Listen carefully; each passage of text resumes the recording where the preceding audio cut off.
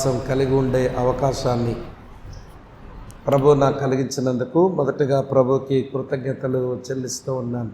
खास तौर पर इस प्रेयर मीटिंग के रूप में आप सबके साथ मिलकर संगति में आने के लिए प्रभु ने मुझे मौका दिया, इसलिए मैं प्रभु को भी दिल से धन्यवाद करता हूँ. ప్రేమతో నన్ను ఆహ్వానించిన సహోదరుడు కిషోర్ గారికి, వారి కుటుంబానికి, వారితో కలిసి పరిచయం చేస్తున్న జతపని వారికి నేను వందనాలు తెలియజేస్తూ ఉన్నాను. तो प्यार से मुझे जिन्होंने बुलाया है, ब्रदर किशोर, उनके परिवार, उनके साथ मिलकर सेवा करने वाले हर एक व्यक्ति को भी मैं दिल से धन्यवाद करता हूँ. ఈ స్థలంలో ఇదివరకు నేను ఎరిగిన కొంతమంది ప్రియులను కూడా చూడడం, వారిని కలుసుకోవడం గొప్ప భాగ్యంగా ఇచ్చి ప్రభుకి స్తుతి చెల్లిస్తూ ఉన్నాను. तो इस जगह में लोगों को जानना, पहचानने के लिए मुझे जो मौका दिया, इसलिए मैं प्रभु का दिल से धन्यवाद करता हूँ. నాకు తెలిసినంత వరకు లంచ్కు ముందు మనం ఒక సెషన్ కలిగి ఉంటాము, లంచ్ తర్వాత మరో సెషన్ కలిగి ఉంటాం. जहाँ तक मैं जानता हूँ, लंच से पहले एक सेशन है, लंच के बाद दूसरा सेशन है. ఈరోజు కార్యక్రమం కొరకు దేవుని సేవకుడు ఏర్పాటు చేసిన కీవర్డ్స్ ఒకటి ఉంది. तो आज के दिन कार्यक्रम में प्रभु ने जो रखा है उसका एक वर्ड है. అది యెషయా గ్రంథం 6వ అధ్యాయం 8వ వచనం. वो यशायाह की पुस्तक 6वां अध्याय 8वां वचन. ఆ వచనాన్ని ఆధారంగా చేసుకుని ఈ రెండు వర్తమానాలు మీకు చెప్పడానికి నేను సిద్ధపడి మీ ముందు నిలబడ్డాను. उसी वचन को आधार लेकर आज के दिन दोनों मैसेज में आपके सामने लेके आया हूँ. సందేశం వింటూ ఉన్నప్పుడు మీరు ఆలకిస్తూనే ఆలోచిస్తూ ఉండండి. जब भी आप वचन सुन रहे हैं, आप सुनते सुनते ध्यान से सोचिए అలాగనే ఆలోచిస్తూనే ఆలకిస్తూ ఉండండి. और सोचते सोचते सुनते रहिए. కనుక యెషయా గ్రంథం 6వ అధ్యాయం అంటే మనకు బాగా పరిచయం ఉన్న అధ్యాయమే. यशायाह की पुस्तक 6वां अध्याय हम सबको अच्छे से परिचित है. సహజంగా బైబిల్ పరిచయం ఉన్న క్రైస్తవ్యంలో ఉన్న వారికి ఇది నిజముగా పరిచయం ఉన్న అధ్యాయమే. तो जो मसीह लोग हैं, जो बाइबल को निरंतर ध्यान करते रहते हैं, उनको ये वचन अच्छे से पता है. అటువంటి అధ్యాయంలోంచి మనం ఈ రెండు సందేశాలు ఈరోజు మనం విననై ఉన్నాం. तो इस अध्याय में से और इस वचन में से दो संदेश हम सुनेंगे. ఒకసారి వాక్య భాగం అంతా మార్చి చదువుకుందాం. तो एक बार वचन को हम एक के बाद एक पढ़ते रहेंगे. నేను ఒక వచనం చదువుతాను, దయించి మీరు ఒక వచనం చదవండి. पहले मैं एक वचन पढ़ूंगा, उसका बाद का वचन आप पढ़िए. మీరు హిందీలో చదివినా పర్వాలేదు, తెలుగులో చదివినా పర్వాలేదు. अगर हिंदी में पढ़ रहे हैं कोई बात नहीं, तेलुगु में पढ़ रहे हैं कोई बात नहीं. కానీ నేను ఒక వచనం చదువుతాను, దయచేసి మీరు ఒక వచనం చదవండి. मैं एक वचन, उसके बाद आप दूसरा वचन. యెషయా గ్రంథం 6వ అధ్యాయం 1వ వచనం ఇలా ఉంది. రాజైన ఉజ్జియా మృతి నొందిన సంవత్సరమున అత్యున్నతమైన సింహాసనమందు ప్రభు ఆసీనుడై ఉండగా నేను చూచితిని. ఆయన చొక్కాయి అంచులు దేవాలయమును నిండుకొనెను. दूसरा वचन. उससे ऊंचे पर सराब दिखाई दिए, उनके 6 पंख थे, 2 पंखों से वे अपने मुंह को ढांपे थे और 2 से अपने पाँवों को और 2 से उड़ रहे थे. వారు సైన్యములకు అధిపతియగు యెహోవా పరిశుద్ధుడు పరిశుద్ధుడు పరిశుద్ధుడు, సర్వలోకము ఆయన మహిమతో నిండి ఉన్నదని గొప్ప స్వరముతో గాన ప్రతిగానములు చేయుచుండిరి. और पुकारने वाले के शब्द से डेवड़ियों की नींवें डोल उठी और भवन धुएं से भर गया. అయ్యో నేను అపవిత్రమైన పెదవులు గలవాడను, అపవిత్రమైన పెదవులు గల జనుల మధ్యను నివసించువాడను. నేను నశించితిని, రాజును సైన్యములకు అధిపతియునగు యెహోవాను నేను కన్నులారా చూచితిని అని అనుకుంటుని. तब एक सराब हाथ में अंगारा लिए हुए, जिसे उसने चिमटे से वेदी पर से उठा लिया था, मेरे पास उड़कर आया. ఇది నీ పెదవులకు తగిలిన గనుక నీ పాపమునకు ప్రాయశ్చిత్తమాయెను, నీ దోషము తొలగిపోయెను అనెను. तब मैंने प्रभु का यह वचन सुना, मैं किसको भेजूं और हमारी ओर से कौन जाएगा? तब मैंने कहा, मैं यहाँ हूँ, मुझे भेज. చివరి వచనం నాతో కూడా కలిసి చదవండి. ये आखिरी वचन है, मेरे साथ मिलके पढ़िए। ఆయన నీవు పోయి ఈ జనులతో ఇట్లనము सुनते ही रहो, మీరు నిత్యము परंतु వినుచుందురు ना గాని समझो, గ్రహింపకుందురు, देखे ही रहो, परंतु నిత్యము ना చూచుచుందురు గాని తెలుసుకొనకుందురు. ప్రభు ఈ వచనం భాగం మన ధ్యానం కొరకు దీవించునుగాక. प्रभु इस वचन के भाग को हमारे ध्यान के लिए आशीषित करे। ప్రార్థన చేసుకుని వాక్య ధ్యానంలోకి వెళదాం. तो प्रार्थना करके वचन में चलेंगे। ప్రేమ కలిగిన మా ప్రియమైన తండ్రి, మీకు కృతజ్ఞతలు. प्रेमी हमारे प्रिय पिता, आपको धन्यवाद करते हैं। నీ మందిరంలో నీ పిల్లలంగా ఇలా మేము కూడుకోవడం మీ అనాదికాల సంకల్పమైంది, మీకు స్తోత్రం. प्रभु, आपके मंदिर में आपके बच्चों के रूप में इकट्ठा होना आदि से ही आपका संकल्प है, आपकी स्तुति हो।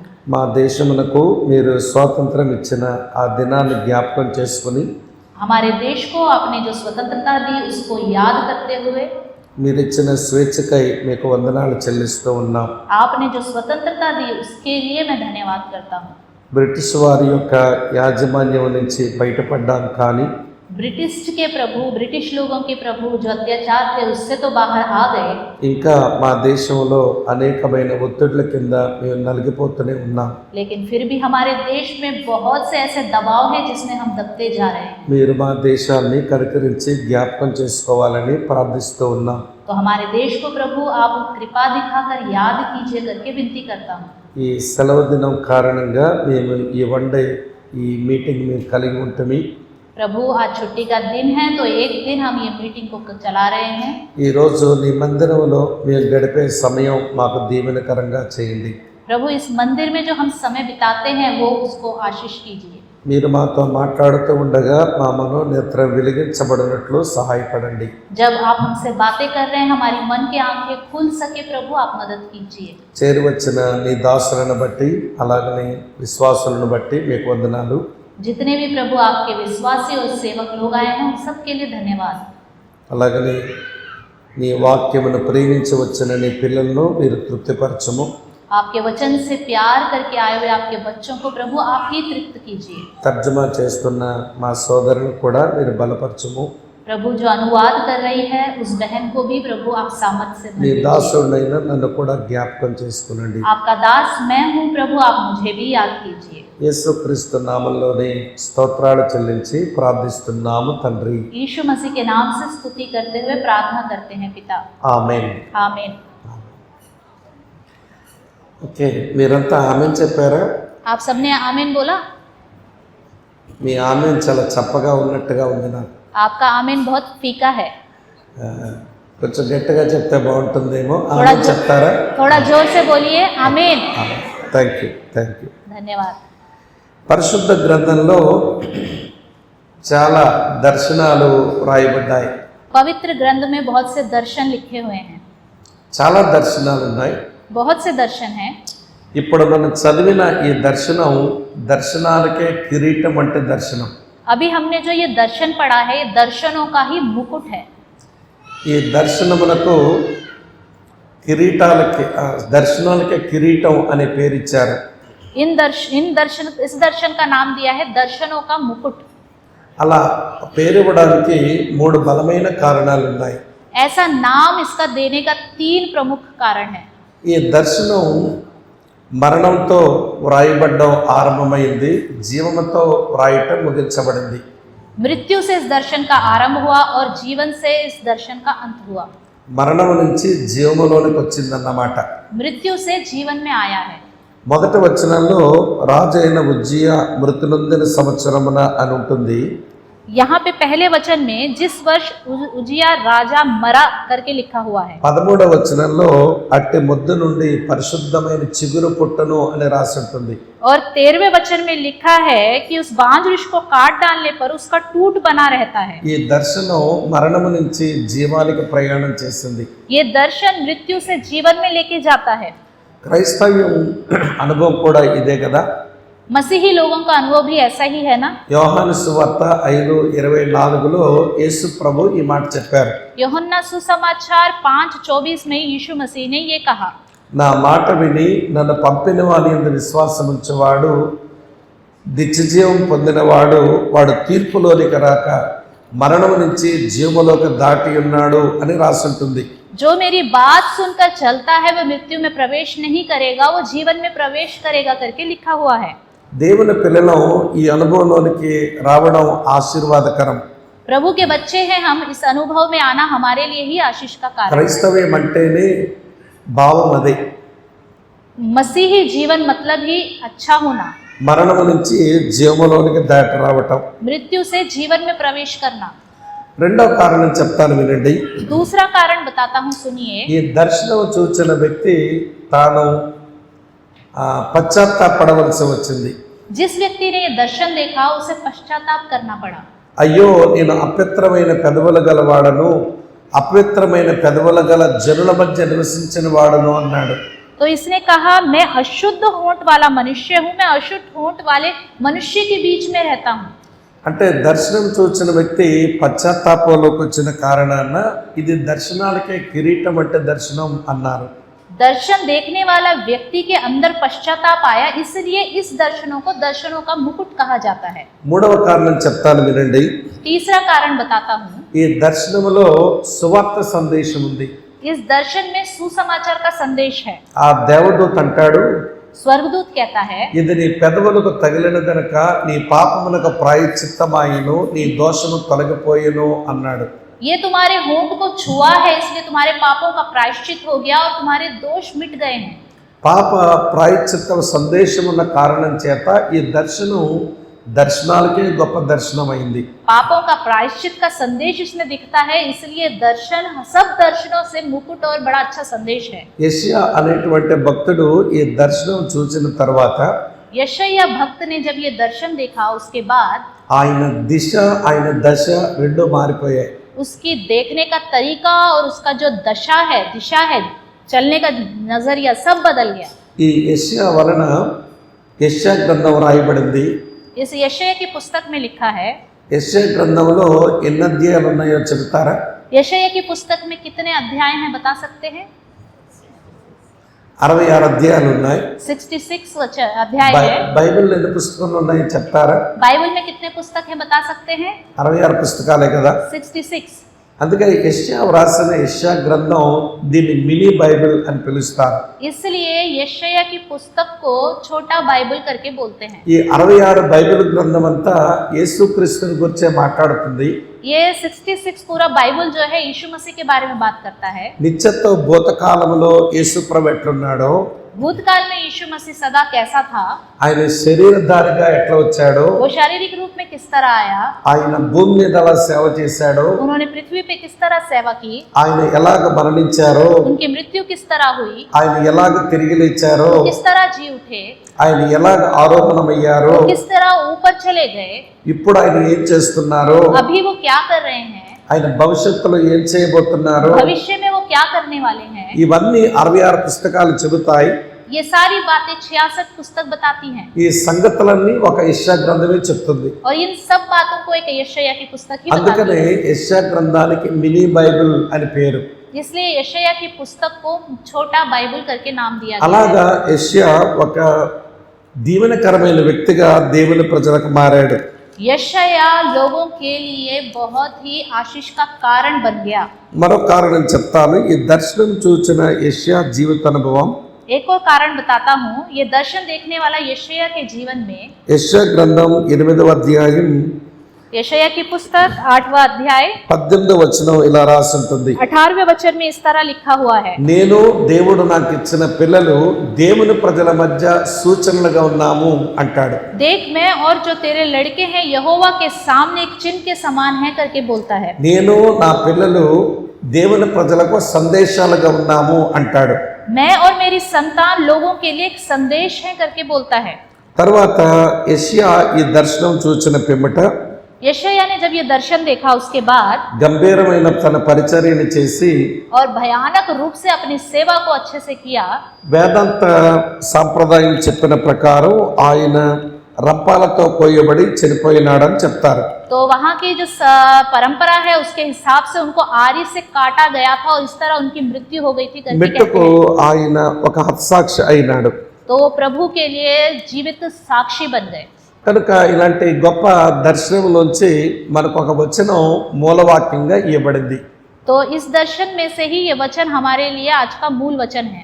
ఇప్పుడు యెషయా ఈ గొప్ప దర్శనం చూచిన ఆ సందర్భంలో यशायाह ने जो ये महान दर्शन देखा उस संदर्भ में ఆయన ఎటువంటి అనుభవాల గుండా ప్రయాణం చేశాడో उन्होंने किस तरह से अनुभव किया और कैसा सफर था उनका, వాక్యం చెబుతున్న నాకు ఎదురుగా కూర్చున్న మీకు అందరికీ అనుభవాలు అవసరం. तो वचन बताने वाले मुझको और सुनने वाले आप सबको इस अनुभव की जरूरत है। ఈ అనుభవాలన్నీ ఒకదాని తర్వాత ఒకటి చెప్తాను. इस अनुभव को एक के बाद एक मैं बताऊंगा।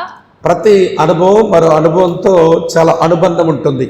हर एक अनुभव का सबके साथ कोई ना कोई अनुभव होता है, కనుక శ్రద్ధగా వినండి.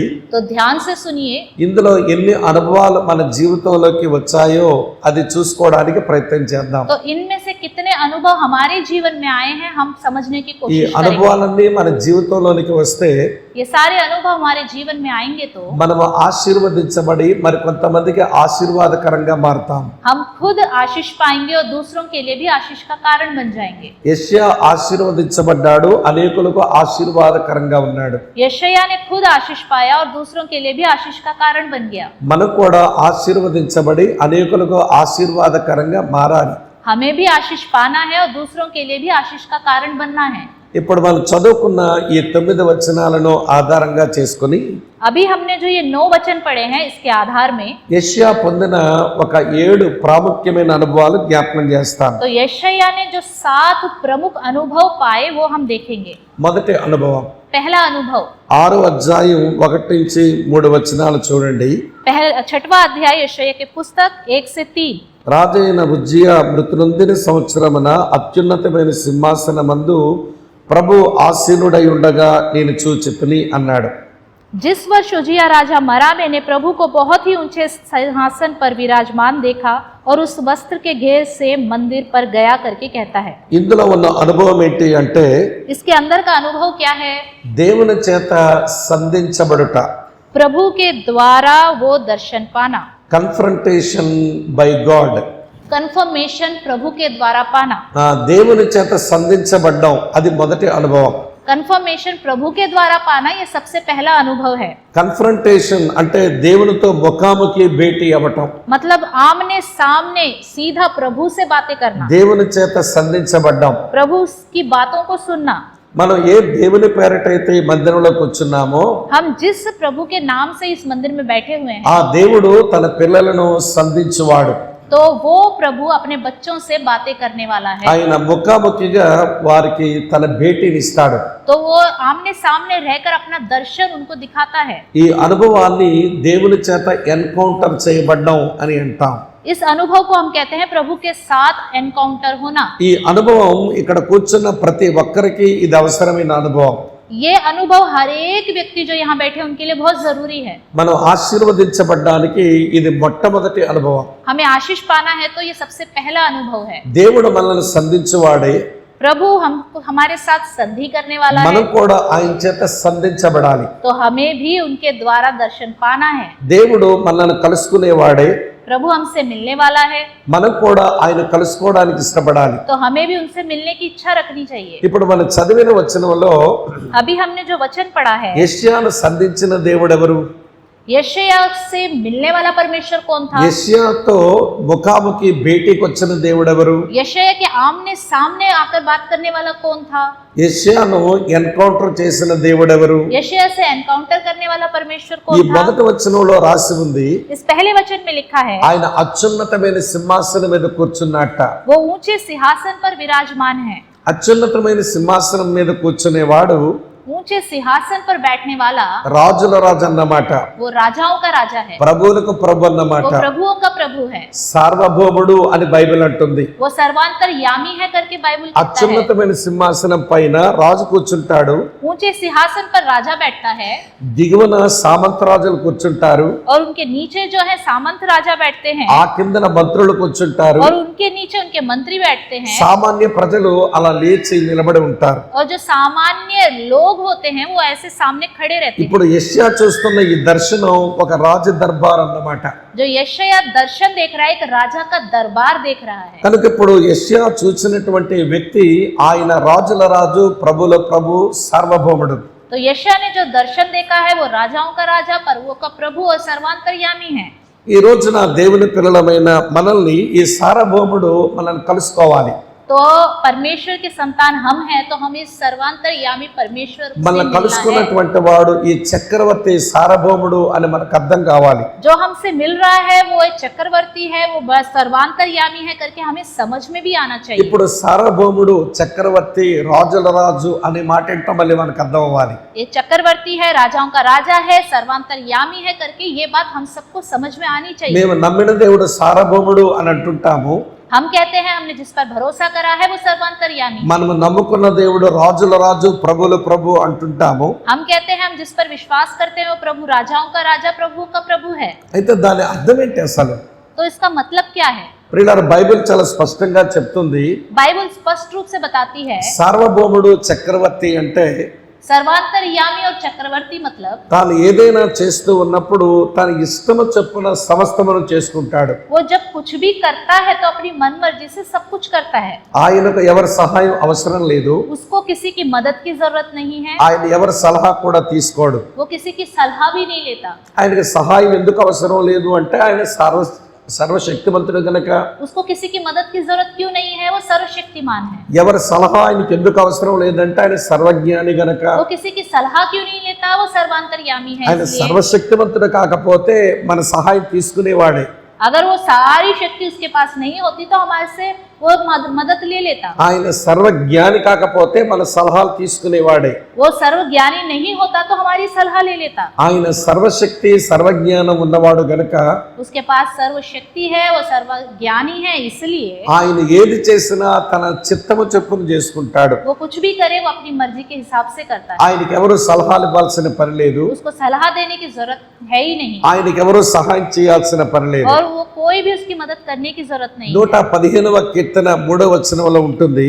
भजन संहिता 115 तीसरे वचन में लिखा है, 115 3వ వచనం ఇలా రాసి ఉంటుంది. 115:3 ये बात लिखा हुआ మా है, దేవుడు ఆకాశమందున్నాడు, हमारा परमेश्वर आकाश में है, ఆయనకిచ్చి వచ్చినట్లుగా సమస్తమును చేయుచున్నాడు. उसने जो चाहा वही किया। మా దేవుడు ఆకాశమందున్నాడు, हमारा परमेश्वर तो स्वर्ग में है, తనకు ఇచ్చి వచ్చినట్లుగా సమస్తమును ఆయన చేయుచున్నాడు. उसने जो चाहा वही किया। అలాంటి ఆలోచనే మరొకటి చూపిస్తాను చూడండి. ऐसे ही एक और बात है, मैं आपको दिखाता हूँ। 135వ కీర్తనలో भजन संहिता 135 6వ వచనం ఇలా రాసి ఉంది. उसमें 6वां वचन ऐसे लिखा है, ఆకాశమందును आकाश के ऊपर భూమి యందును और पृथ्वी के नीचे సముద్రముల యందును और समुद्र में మహాసముద్రములన్నిటి యందును और सब गहरे स्थानों में తనకిష్టమైనదంతయు జరిగించేవాడు. जो कुछ यहोवा ने चाहा वही किया। ఆయనకి ఎవరు సలహాలు చెప్పనక్కర్లేదు. उसको कोई सलाह देने की जरूरत नहीं है, ఆయనకి ఎవరు సహాయపడాల్సిన పని లేదు. उसको किसी की मदद की जरूरत नहीं है। ఆయనకి ఇష్టం వచ్చినట్లుగా పనులు చేస్తాడు. वो अपने मन मर्जी के हिसाब से काम करता है। ఉదాహరణ ఇస్తాను వినండి. मैं एग्जाम्पल बताता हूँ। ఆయన సృష్టిని చేసినప్పుడు जब उसने सृष्टि बनाई, ఎవరు సలహా ఇచ్చారు, ఎవరు సహాయపడ్డారు? किसने उसको सलाह दी, किसने मदद की? ఎవరు సహాయపడడానికి లేము, ఎవరు సలహా ఇవ్వడానికి లేము. कोई भी मदद करने के लिए नहीं था, कोई भी सलाह देने के लिए नहीं था। అందుకే ఏమంటారంటే God is sovereign in his work of creation. तो इसलिए कहते हैं God is sovereign in his work of in his creation. ఆయన సృష్టించిన ఆయన సృష్టి పనిలో ఆయన సార్వభౌముడే. वो अपनी सृष्टि को बनाने में ही सर्वांतर्यामी है। మనందరి కొరకు ఆయన రక్షణ కార్యం తలపెట్టాడు. हम सबके लिए उसने उद्धार का कार्य किया। అది కూడా జగత్తు పునాది వేయబడక పొరపే ఆ రక్షణ కార్యం మొదలు పెట్టాడు. वो भी जगत की उत्पत्ति से पहले ही उसने उद्धार का कार्य शुरू किया। అందుకనే మన రక్షణ కార్యములో కూడా ఆయన సార్వభౌముడే. तो हमारे उद्धार के कार्य के विषय में भी वो सर्वांतर्यामी। ఒక రోజున ఆయన అందరికీ తీర్పు తీర్చబోతున్నాడు. एक दिन वो सबका न्याय करेगा, అప్పుడు కూడా ఆయన సార్వభౌముడే. तब भी वो सर्वांतर्यामी है। భూమి మీద ఒక న్యాయమూర్తి తీర్పులు చెప్పాలి అంటే पृथ्वी पे कोई भी न्याय करता है तो వాదం వినిపించే ఒక లాయర్ అవసరం. मुकदमा चलाने के लिए एक लॉयर की जरूरत होती है, ప్రతివాదం వినిపించే మరో లాయర్ అవసరం. और दूसरी तरफ से भी विवाद करने के लिए, मुकदमा लड़ने के लिए కానీ लॉयर దేవుడు चाहिए। తీర్పు తీర్చినప్పుడు ఏ లాయర్ అవసరం ఆయనకి లేదు. लेकिन जब प्रभु न्याय करता है तो किसी भी लॉयर की ఆయన जरूरत नहीं है। సమస్తమును ఎరిగిన వాడు తీర్పు తీర్చుకుంటాడు. वो सब जानता है और अच्छे से न्याय कर सकता है। సృష్టిని చేసినప్పుడు ఆయన సార్వభౌమత్వం సార్వభౌమత్వం కనబడుతుంది. जब सृष्टि को बनाया और वो सर्वांतर्यामी है మన करके రక్షణ दिखाई देता है। కార్యం తలపెట్టినప్పుడు ఆయన సార్వభౌమాధికారం కనబడుతుంది. हमारा उद्धार के कार्य को हम देखते हैं तो वो सर्वांतर्यामी है करके कार्य ఒక दिखाई రోజు देता ఆయన है। తీర్పు తెచ్చినప్పుడు ఆయన సర్వాధికారం కనబడుతుంది. एक दिन वो हमारा न्याय करेगा तब भी वो सर्वांतर्यामी है, उसका अधिकार हमें पता चलेगा। యెషయాను కలుసుకోవడానికి వచ్చిన దేవుడు సార్వభౌముడు. यशायाह से मिलने आया परमेश्वर भी ఈ सर्वांतर्यामी है। మందిరంలో ఇప్పుడు మనల్ని కలుసుకోవడానికి వచ్చిన దేవుడు సార్వభౌముడే. इस मंदिर में भी हमसे मिलने वाला परमेश्वर भी सर्वांतर्यामी है। ఆయన సార్వభౌముడు అని మనం ఎరిగినప్పుడు वो सर्वांतर्यामी है करके जब हम जानते हैं మన అనుభూతి ఎలా ఉండాలో చెప్తాను. तो हमारा अनुभव कैसा होना चाहिए मैं बताता हूँ। బబులోను చక్రవర్తి ఆ నెబుకద్నెజర్ ఒక మారు ఇట్లా అనుకున్నాడు, बेबीलोन के राजा नेबुकदनेस्सर ने एक बार ऐसे कहा, ఈ సామ్రాజ్యం అంతా నా శక్తి సామర్థ్యాలు అనుకున్నాడు. ये पूरा जो साम्राज्य है ये मेरा शक्ति और सामर्थ्य है, నా బలమును బట్టి ఇవన్నీ చేసుకున్నాను అనుకున్నాడు. मैं अपने सामर्थ्य से सब कुछ कर रहा हूँ करके कहा। దేవుడు ఆయనను గడ్డి తినేలాగా చేశాడు. परमेश्वर ने उसको ऐसी हालत कर दी कि उसे घास खाना पड़ा। ఆ పరిస్థితి ఆయనకు సంభవించినప్పుడు जब ऐसी हालत उसकी हुई, మళ్ళీ మామూలు మనిషి అయిన తర్వాత जब वो साधारण इंसान बन गया, ఆయన స్పష్టంగా ఇలా చెప్పాడు నెబుకద్నెజర్. तो नेबुकदनेस्सर ने स्पष्ट रूप से ऐसे कहा। దానియేలు గ్రంథం 4:35 ఉంటుంది.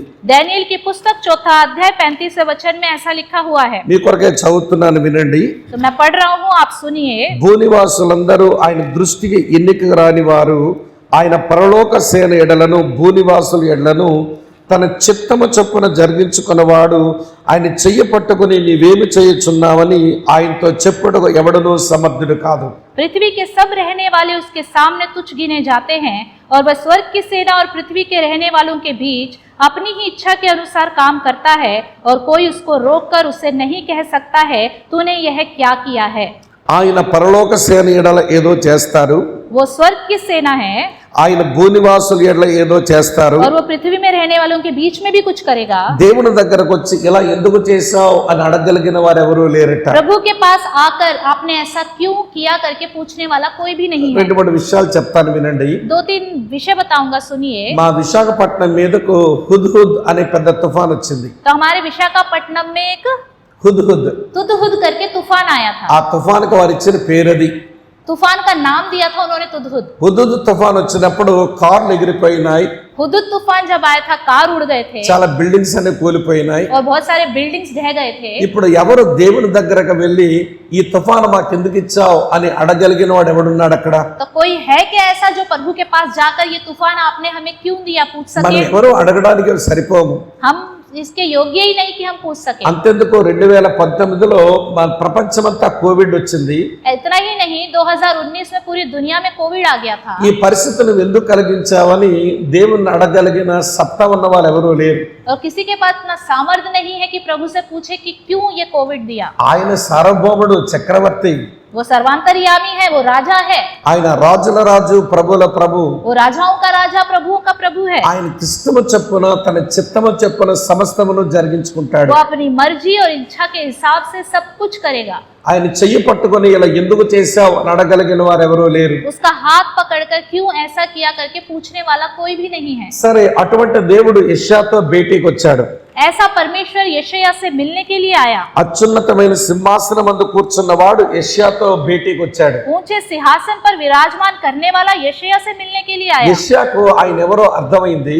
यशायाह को समझ में आ गया वो कौन ఆయన है। సార్వభౌముడని గ్రహించాడు కనుకనే वो सर्वांतर्यामी है करके उसने पहचाना, ఆయన నోట इसलिए నుంచి ఒక మాట వచ్చింది, उसके मुंह से एक बात निकली, చిత్తగించుము అనే మాట. हाँ प्रभु बताइए। దేవుడు సార్వభౌముడు అని మనం గుర్తెరిగితే प्रभु सर्वांतर्यामी है यदि हम इस बात को చిత్తము पहचानेंगे। ప్రభు అనడం మనం నేర్చుకోవాలి. हाँ प्रभु आपकी इच्छा करके बोलना हमें ఈనాటి सीखना है। క్రైస్తవులు దేవుని ప్రభు అంటారు, आजकल मसीह लोग प्रभु करके तो అంటే बोलते हैं, రాజును ఒప్పుకున్నట్టేగా, तो मतलब राजा है करके मान गए, ఆయన చక్రవర్తిని ఒప్పుకున్నట్టేగా, वो चक्रवर्ती है करके मान गए, ఆయన సార్వభౌముడని ఒప్పుకున్నట్టేగా. वो सर्वांतर्यामी है करके मान కాకపోతే गए। మన దగ్గర చిత్తం ప్రభు అనే మాట రావట్లా. लेकिन हमारे मुंह से ये नहीं निकलता आपकी इच्छा क्या है प्रभु। మనలో చాలా మంది లోతు లాంటి వాళ్ళం ఉంటాం, हम में से बहुत से लोग लूत की तरह हैं, మనలో కొంతమంది పేతురు లాంటి వాళ్ళం ఉంటాం. हम में से कुछ लोग पतरस की तरह भी हैं। లోతు ఎలాంటి వాడో చూపించినా మీకు. लूत कैसा था बताऊं? ఆదికాండం మీరు 19వ అధ్యాయానికి రండి. उत्पत्ति उत्पत्ति 19वां अध्याय में हम ఆది चलेंगे। కాండం 19వ అధ్యాయంలో उत्पत्ति 19 దేవుడు ఒక చక్కని అవకాశాన్ని లోతుకు ఆయన కుటుంబానికి కలిగించారు. परमेश्वर ने एक अच्छा मौका लूत और उसके परिवार को दिया। నువ్వు వెనక తిరిగి చూడకుండా వెళ్ళిపోమని చెప్పారు. पीछे मुड़ के मत देखना, सीधा सीधा चले जाओ बोला। అప్పుడు జరిగిన సంభాషణ చదువుతాను వినండి. तब क्या बातें हुई मैं बताऊंगा। ఆది కాండం 19వ అధ్యాయం 17వ వచనం. उत्पत्ति 19:16 ఆ దూతలు వారిని వెలుపలకు తీసుకొచ్చిన తర్వాత ఆయన నీ ప్రాణము దక్కించుకున్నట్లు పారిపొమ్ము, నీ వెనుక చూడకము, ఈ మైదానములో ఎక్కడా నిలవక నీవు నశించిపోకుండా పర్వతమునకు పారిపొమ్మని చెప్పగా లోతు ప్రభువా అలాగ కాదు అన్నాడు. और ऐसा हुआ कि जब उन्होंने उनको बाहर निकाला तब कहा, अपना प्राण लेकर भाग जा, पीछे की ओर ना ताकना और तराई भर में ना ठहरना, उस पहाड़ पर भाग जाना, नहीं तो तू भी भस्म हो जाएगा।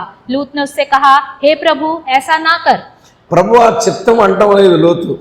ये नहीं कह रहा प्रभु आपकी मर्जी, ప్రభువా అలా కాదు అని చెప్తున్నాడు. वो कह रहा है प्रभु ऐसा ना कर। మరి ఆయన ప్రభుత్వాన్ని ఏం అంగీకరించినట్టు? तो मतलब उसने क्या प्रभु को अंगीकार ఆ किया? రోజున లోతు ఎట్లాంటి వాడు, उस दिन लूत कैसा था? ఈ రోజున క్రైస్తవ సమాజం కూడా అలాంటిదే. आजकल मसीही लोगों का समाज भी వారు ऐसा ही है। నోటితో ప్రభువా ప్రభు అంటారు, वो मुंह से प्रभु प्रभु बोलते हैं, ఆయన ప్రభుత్వానికి లొంగిపోరు, लेकिन उसके प्रभुत्व के आगे झुकते नहीं हैं। ఆయన ప్రభుత్వానికి అప్పగించుకోరు. उसके प्रभुत्व के आगे अपने आप को नहीं सौंपते हैं। ప్రభువా అంటూనే ప్రభుకు పాఠాలు నేర్పిస్తారు. प्रभु बोलते हुए प्रभु को पाठ पढ़ाते हैं। అంటే దేవుని సార్వభౌమత్వం ఎరిగిన వాళ్ళు కాదు వీళ్ళు. ये प्रभु को सर्वांतरयामी है करके नहीं जानते हैं। పేతురు అనుభవం కూడా జ్ఞాపకం చేస్తాను. पत्रस का अनुभव भी बताता हूँ। అపోస్తుల కార్యాలు 10వ అధ్యాయానికి రండి. प्रेरितों के काम 10वां अध्याय में हम आएंगे। పేతురు పైన మిద్దె మీద ప్రార్థన చేసుకుంటున్నాడు. पत्रस ऊपर प्रार्थना कर रहा है छत पर। దేవుడు ఒక చక్కని దర్శనాన్ని చూపించాడు. परमेश्वर ने उसे एक अच्छा दर्शन दिखाया। అది అన్ని జనులకు కూడా సువార్త వెళ్ళే దర్శనం. అది वो अन्य जातियों के लिए भी सुसमाचार ले जाने वाला दर्शन అది है। పేతురుకు అర్థం కాలేదు. वो पत्रस को समझ में नहीं आया। అప్పుడు పేతురు అన్న మాట ఏంటో చూపిస్తాను तब వినండి. पत्रस ने क्या कहा देखेंगे। అపోస్తుల కార్యాలు 10వ అధ్యాయం 13వ వచనం ఇలా ఉంది. 10:13 प्रेरितों के काम। అప్పుడు పేతురు నువ్వు లేచి చంపుకొని తినమని ఒక శబ్దం అతనికి వినబడెను. అయితే పేతురు వద్దు ప్రభువా అని అన్నాడు. उसे एक ऐसा शब्द सुनाई दिया, हे पत्रस उठ और मार और खा। परंतु पत्रस ने कहा, नहीं प्रभु कदापि नहीं।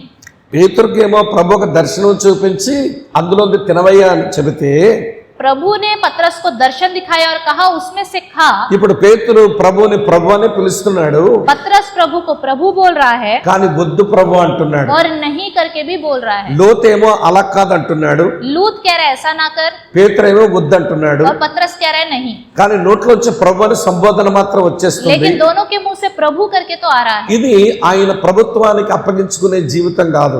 ये प्रभु के प्रभुत्व को अपने आप में सौंपने वाला जीवन नहीं ఆయన है। సార్వభౌముడు, రాజు, చక్రవర్తి అని మనం ఎరిగితే वो सर्वांतरयामी है, वो चक्रवर्ती है, राजा है करके हम जानेंगे ఆయనకు तो చిత్తం ప్రభు అనడం రావాలి. हाँ प्रभु आपकी मर्जी करके हमें बोलना सीखना है। దానికి మించిన మాట వస్తే ఆయన సార్వభౌమత్వాన్ని అర్థం చేసుకున్నట్టు కాదన్నమాట. इससे बढ़कर कुछ हम बोलते हैं तो वो सर्वांतरयामी है करके हमने समझा ही नहीं ఇప్పుడు है। అదే మాట మీ ముందు తెచ్చి పెడుతున్నాను.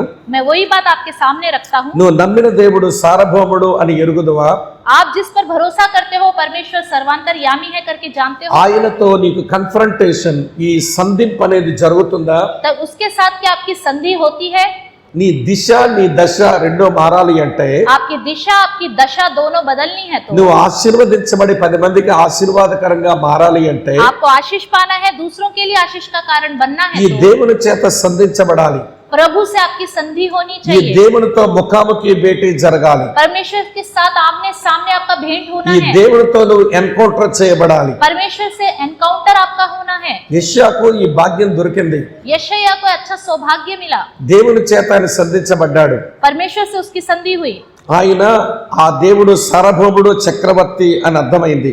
उसको समझ में आ गया परमेश्वर सर्वांतरयामी है, రెండో సంగతి चक्रवर्ती है। చెప్తాను వినండి. दूसरी बात बताता हूँ ఏ सुनिए। దేవుడు ఆయన సంధించాడు? किस परमेश्वर ने उसकी संधि की? సార్వభౌముడు అనేది ఒక తలంపు, एक तो सर्वांतर्यामी है करके రెండో सोच है, తలంపు పరిశుద్ధుడు ఆయన సంధించాడు. दूसरा सोच ये है वो पवित्र है करके। దేవుని సముఖమందున్న శరాపులు ఏమనంటున్నారు? परमेश्वर के सम्मुख के सराप क्या कहते हैं? యెషయా గ్రంథం 6వ అధ్యాయం 3వ వచనంలో కనబడుతుంది. यशायाह की पुस्तक 6वां अध्याय 3रे वचन में दिखाई देता है, సైన్యములకు అధిపతి యెహోవా పరిశుద్ధుడు పరిశుద్ధుడు పరిశుద్ధుడు అన్నారు. सेनाओं का यहोवा पवित्र पवित्र पवित्र है करके कहते हैं। యెషయాతో భేటీకి దిగి వచ్చిన దేవుడు పరిశుద్ధుడైన దేవుడు. यशायाह से मिलने के लिए जो उतर के आया वो पवित्र परमेश्वर है। ఆయన పరిశుద్ధతను బట్టి చూడగా మహనీయుడు అని పాడారు ఇశ్రాయేలీలు. पवित्रता को देखकर इजरायली लोगों ने वो महान है करके गीत गाया। వేల్పులలో నీకు సముడెవడు పరిశుద్ధతను బట్టి చూడగా నువ్వు మహనీయుడవు అన్నారు. आपके समान कौन है? आप पवित्रता को अगर देखें तो आप उसके समान कोई नहीं, आप ही महान ఆయన करके गाता పరిశుద్ధుడు है। గనుకనే वो पवित्र है। ఈ శరాపులు అనబడిన మందిర దూతలు ये शराब कहने वाले जो दूत हैं వారు చేస్తున్న పని మీరు గమనించండి. वो क्या काम करते हैं? ध्यान రెండు दीजिए। రెక్కలతో కళ్ళను కప్పేసుకుంటున్నారు, दोनों पंखों से अपने सर को ढांपते हैं, రెండు రెక్కలతో కాళ్ళను కప్పేసుకుంటున్నారు. दो पंखों से अपने पैरों को ढांपते हैं। వారు అలా ఎందుకు ప్రవర్తిస్తున్నారు అంటే वो ऐसा क्यों करते हैं? దేవుని పరిశుద్ధత ముందు परमेश्वर की पवित्रता के सामने మేము ఆయన పరిశుద్ధతను చూడలేము. हम उसकी पवित्रता को देख नहीं सकते। ఇదొక తాత్పర్యం. एक तात्पर्य ये है। మరొక అర్థం ఏంటంటే दूसरा अर्थ इसका है, ఆ పరిశుద్ధుని ముందు మమ్మల్ని మేము కనపరచుకోకూడదు. उस पवित्र परमेश्वर के सामने हम अपने आप को प्रकट नहीं करेंगे। శరాపులు అనబడిన దూతలు అందమైన దూతలే, सराप जो दूत हैं वो बहुत ही सुंदर दूत हैं। కానీ దేవుని పరిశుద్ధత ముందు మా అందాలు చూపించుకోవడం మంచిది కాదు. परमेश्वर की पवित्रता के सामने अपनी सुंदरता को प्रकट करना अच्छा नहीं है। దేవుడు పరిశుద్ధుడు, परमेश्वर पवित्र है। అసలు ఆయన ముందు మమ్మల్ని మేము కనపరచుకోవడమే ప్రమాదం అనుకున్నారు. अपने आप को उसके सामने प्रकट करना खतरा है करके ఆయన उन्होंने सोचा। పరిశుద్ధతను మేము చూడలేము. उसकी पवित्रता को हम देख नहीं ఆయన सकते। పరిశుద్ధత ముందు మా అందం కనబడకూడదు. उसकी पवित्रता के आगे हमारी सुंदरता नहीं दिखाई అసలు ఆయన देनी चाहिए। పరిశుద్ధత ముందు మేమే కనబడకూడదు అనుకున్నారు. उसकी पवित्रता के सामने हमें दिखना ही नहीं है, उन्होंने ఈ రోజు सोचा। మనం ప్రభువుని ఆరాధించినప్పుడు పరిశుద్ధుడు పరిశుద్ధుడు పరిశుద్ధుడు అంటాము. आज के दिन हम प्रभु की आराधना जब करते हैं पवित्र पवित्र करके बोलते हैं। ఆయన వచ్చి మనల్ని కలుసుకుంటున్నాడా? क्या वो आके हमसे संधि कर रहा है? ఆయన నిజంగానే గుర్తించడం మనకు చేతనైందా? हाँ, क्या उसको हम पहचान पा रहे हैं सच में? అలా అయితే ఆయన పరిశుద్ధతకు మనం ఎందుకు భయపడడం లేదు? तो क्यों उसकी पवित्रता को देखकर हम डरते नहीं हैं? మనం ఎందుకు కనబడాలని ఆరాటపడుతున్నాం? क्यों हम उसके सामने आए करके सोचते हैं? ఢిల్లీలో మీరు చేస్తున్న భక్తి సంగతి ఏంటో నాకు తెలియదు. दिल्ली में आपकी भक्ति कैसी है मुझे नहीं पता। నేను సౌత్ లో కొన్ని సంఘాల్లో చూస్తూ ఉంటాను. मैं साउथ में कुछ कलीसियाओं को देखता हूँ। మేము గుర్తించబడాలని వీరికి ఆకలి ఎక్కువ, उनके अंदर भूख ये है कि हमारी पहचान మేము सबके सामने होनी। గమనించబడాలి అని ఆరాటం ఎక్కువ, सब हमें हम पर ध्यान दे करके उनकी सोच మేము है। గౌరవించబడాలని ఆకలి ఎక్కువ. सब मेरा सम्मान करे करके सोच होता है। మా వైపు ఒక చిన్న తాత్పర్యం ఉంది, సామెత ఉంది. हमारी तरफ एक छोटा सा मुहावरा है, సామెత చెప్తాను వినండి. वो सुन लीजिए। కూరకు తాలింపు అవసరమంట, सब्जी के लिए तड़का बहुत जरूरी है, బట్టకు జాడింపు అవసరమంట, कपड़े के लिए जो है धोना बहुत जरूरी है, తెలుగు మాట్లాడిన వాళ్ళకి పొగిడింపు అవసరమంట. और तेलुगु बोलते हैं दूसरों के लिए क्या है, उनके लिए तारीफ करना बहुत जरूरी है। కూరకు తాలింపు, బట్టకు జాడింపు, తెలుగోడికి పొగిడింపు. सब्जी के लिए तड़का, कपड़े के लिए धोना, और तेलुगु वाले के लिए क्या है कि उसके लिए उसकी बड़ाई करनी है। వీళ్ళు పొగిడింపు లేకపోతే బ్రతకలేరు వీళ్ళు. उसकी बड़ाई नहीं होगी तो जी नहीं सकता। దేవుడు కనబడాలి అనేటువంటి ఈ రికగ్నిషన్ కొరకు పోట్లాడుకుంటారు. हमारी पहचान सबके सामने होनी है, इसके लिए मेहनत करते हैं। జీవము గల దేవుని సంఘమైన పాడు చేస్తారు, जीवित परमेश्वर की कलीसियाओं को भी खराब कर కానీ देते हैं। మేము కనబడాలనే ఆరాటం అధికంగా ఉంటుంది. हमें दिखना है, हमें सबकी पहचान हमारे सामने होनी है, इसका నువ్వు प्रयास करते నువ్వు हैं। నమ్మిన దేవుడు పరిశుద్ధుడని ఎరిగితే आप जिस पर भरोसा करते हो वो पवित्र परमेश्वर जानते हो तो నేను కనబడకూడదని కోరుకోవాలి. प्रभु मेरी पहचान नहीं होनी चाहिए ज्यादा करके आपको सोचना है। బాప్తిస్మ ఇచ్చే యోహాను ఒక మంచి మాట అంటాడు. बपतिस्मा देने वाला यूहन्ना एक अच्छी बात कहता है। యోహాను సువార్త 3:30లో ఉంటుంది. यूहन्ना सुसमाचार 3:30 में लिखा हुआ है, ఆయన హెచ్చవలసి ఉన్నది, నేను తగ్గవలసి ఉన్నది. उसे ऊंचा होना है, मुझे नीचा होना है। ఆయన హెచ్చవలసి ఉన్నది, నేను తగ్గవలసి ఉన్నది. उसे ऊंचा होना है, मुझे नीचा होना है। బాప్తిస్మ ఇచ్చే యోహానుకి యెరూషలేము నుంచి వచ్చిన వారు ఇట్లా అడిగారు, बपतिस्मा ये देने वाले यूहन्ना से यरूशलेम में आए हुए लोग इस तरह पूछते हैं, నువ్వు ఎవరో చెప్పు, మమ్మల్ని పంపించిన వాళ్ళకి చెప్పాలి నీ గురించి. आप कौन हो हमें बताओ, क्योंकि हमें किसी ने भेजा है, उन्हें बताना है। అప్పుడు యోహాను ఇచ్చిన జవాబు ఎప్పుడైనా గుర్తించారా? तब यूहन्ना ने क्या जवाब दिया आपने ఆయన जाना? ఏమని జవాబు ఇచ్చారు అంటే, उसने क्या कहा? నేను అరణ్యములో కేకవయ్యి ఒకటి శబ్దమును అన్నాడు.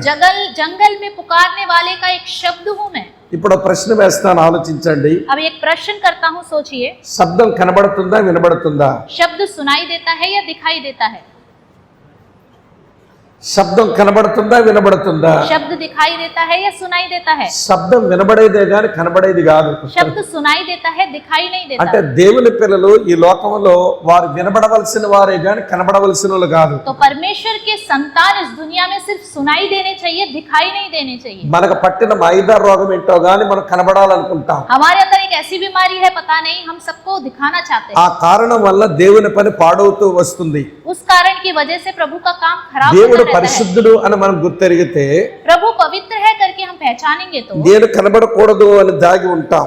मुझे नहीं दिखना है करके हम छिपते ఆయన रहेंगे। హెచ్చించబడాలి అని అనుకుంటాం. सिर्फ वो बढ़ना है करके हम నేను सोचेंगे। తగ్గించబడాలి అని అనుకుంటాం. मुझे नीचा होना है करके सोचेंगे। ఇప్పుడు యెషయాను కలుసుకోవడానికి వచ్చిన దేవుడు यशायाह से मिलने आया ये परमेश्वर సార్వభౌముడు, పరిశుద్ధుడు. सर्वांतरयामी है, पवित्र है। అందుచేతనే యెషయా చిత్తము ప్రభు అన్నాడు. इसी वजह से यशायाह ने कहा, हाँ प्रभु आपकी ఆయన इच्छा, రొమ్ము బాదుకుంటున్నాడు కూడా. और अपनी छाती को पीटता भी है। ఇది అనుభవం ప్రతి క్రైస్తవునికి రావాలి. ये ऐसा अनुभव हर एक मसीह लोगों के अंदर आना దేవుని चाहिए। చేత ఇలా దర్శించబడిన అనుభవం. प्रभु के द्वारा दर्शन पाने का अनुभव, దీన్ని కన్ఫ్రంటేషన్ అంటామని చెప్పాను. इसी को ही संधि, कन्फ्रंटेशन करके बोलते हैं। मैंने దీనిని कहा। ఎన్కౌంటర్ చేయబడ్డమని అంటాం. और इसको हम एनकाउंटर करके भी बोलते हैं। దీన్ని కాంటంప్లేషన్ అని అంటాం. इसको भी कॉन्टम्पलेशन करके बोलते हैं। కనుక ఇక్కడ కూర్చున్నటువంటి మనం దేవునితో ముఖాముఖి భేటీ మనకి ఎప్పుడు జరిగింది? तो हम सब यहाँ बैठे हैं, तो हमारा प्रभु से आमने सामना कब हुआ है? ఆ రోజు నుంచి ఈ రోజు వరకు ఎన్ని రోజులైనాయి? तब से लेकर अब तक कितने दिन हो गए हैं? దేవుడు తరచూ మనల్ని సంధించే దేవుడే. प्रभु हमेशा हमसे संधि करने वाला है। మనల్ని కలుసుకోవడం ఆయనకి ఇష్టమైన పని. वो हमसे मिलना चाहता है, वो उसकी इच्छा है। కానీ మనమే ఆదాములాగా ఎక్కడో దాక్కుంటున్నాం. लेकिन हम आदम की तरह कहीं छिप जाते हैं। ఆదామా ఎక్కడున్నావని దేవుడు అడగాల్సి వచ్చింది. परमेश्वर ने खुद पूछा उससे, आदम कहाँ पे हो? ప్రతిరోజు సాయంత్రం ఏ స్థలంలో మనం కలుసుకునే వాళ్ళమో हर दिन शाम को हम जिस स्थान पे मिलते थे, ఈ రోజు ఆ స్థలంలో నువ్వు కనబడడం లేదు. आज के दिन उस जगह में आप नहीं दिखाई दे ఆదాము रहे। నువ్వు ఎక్కడున్నావు అని ప్రభు ప్రశ్నించారు.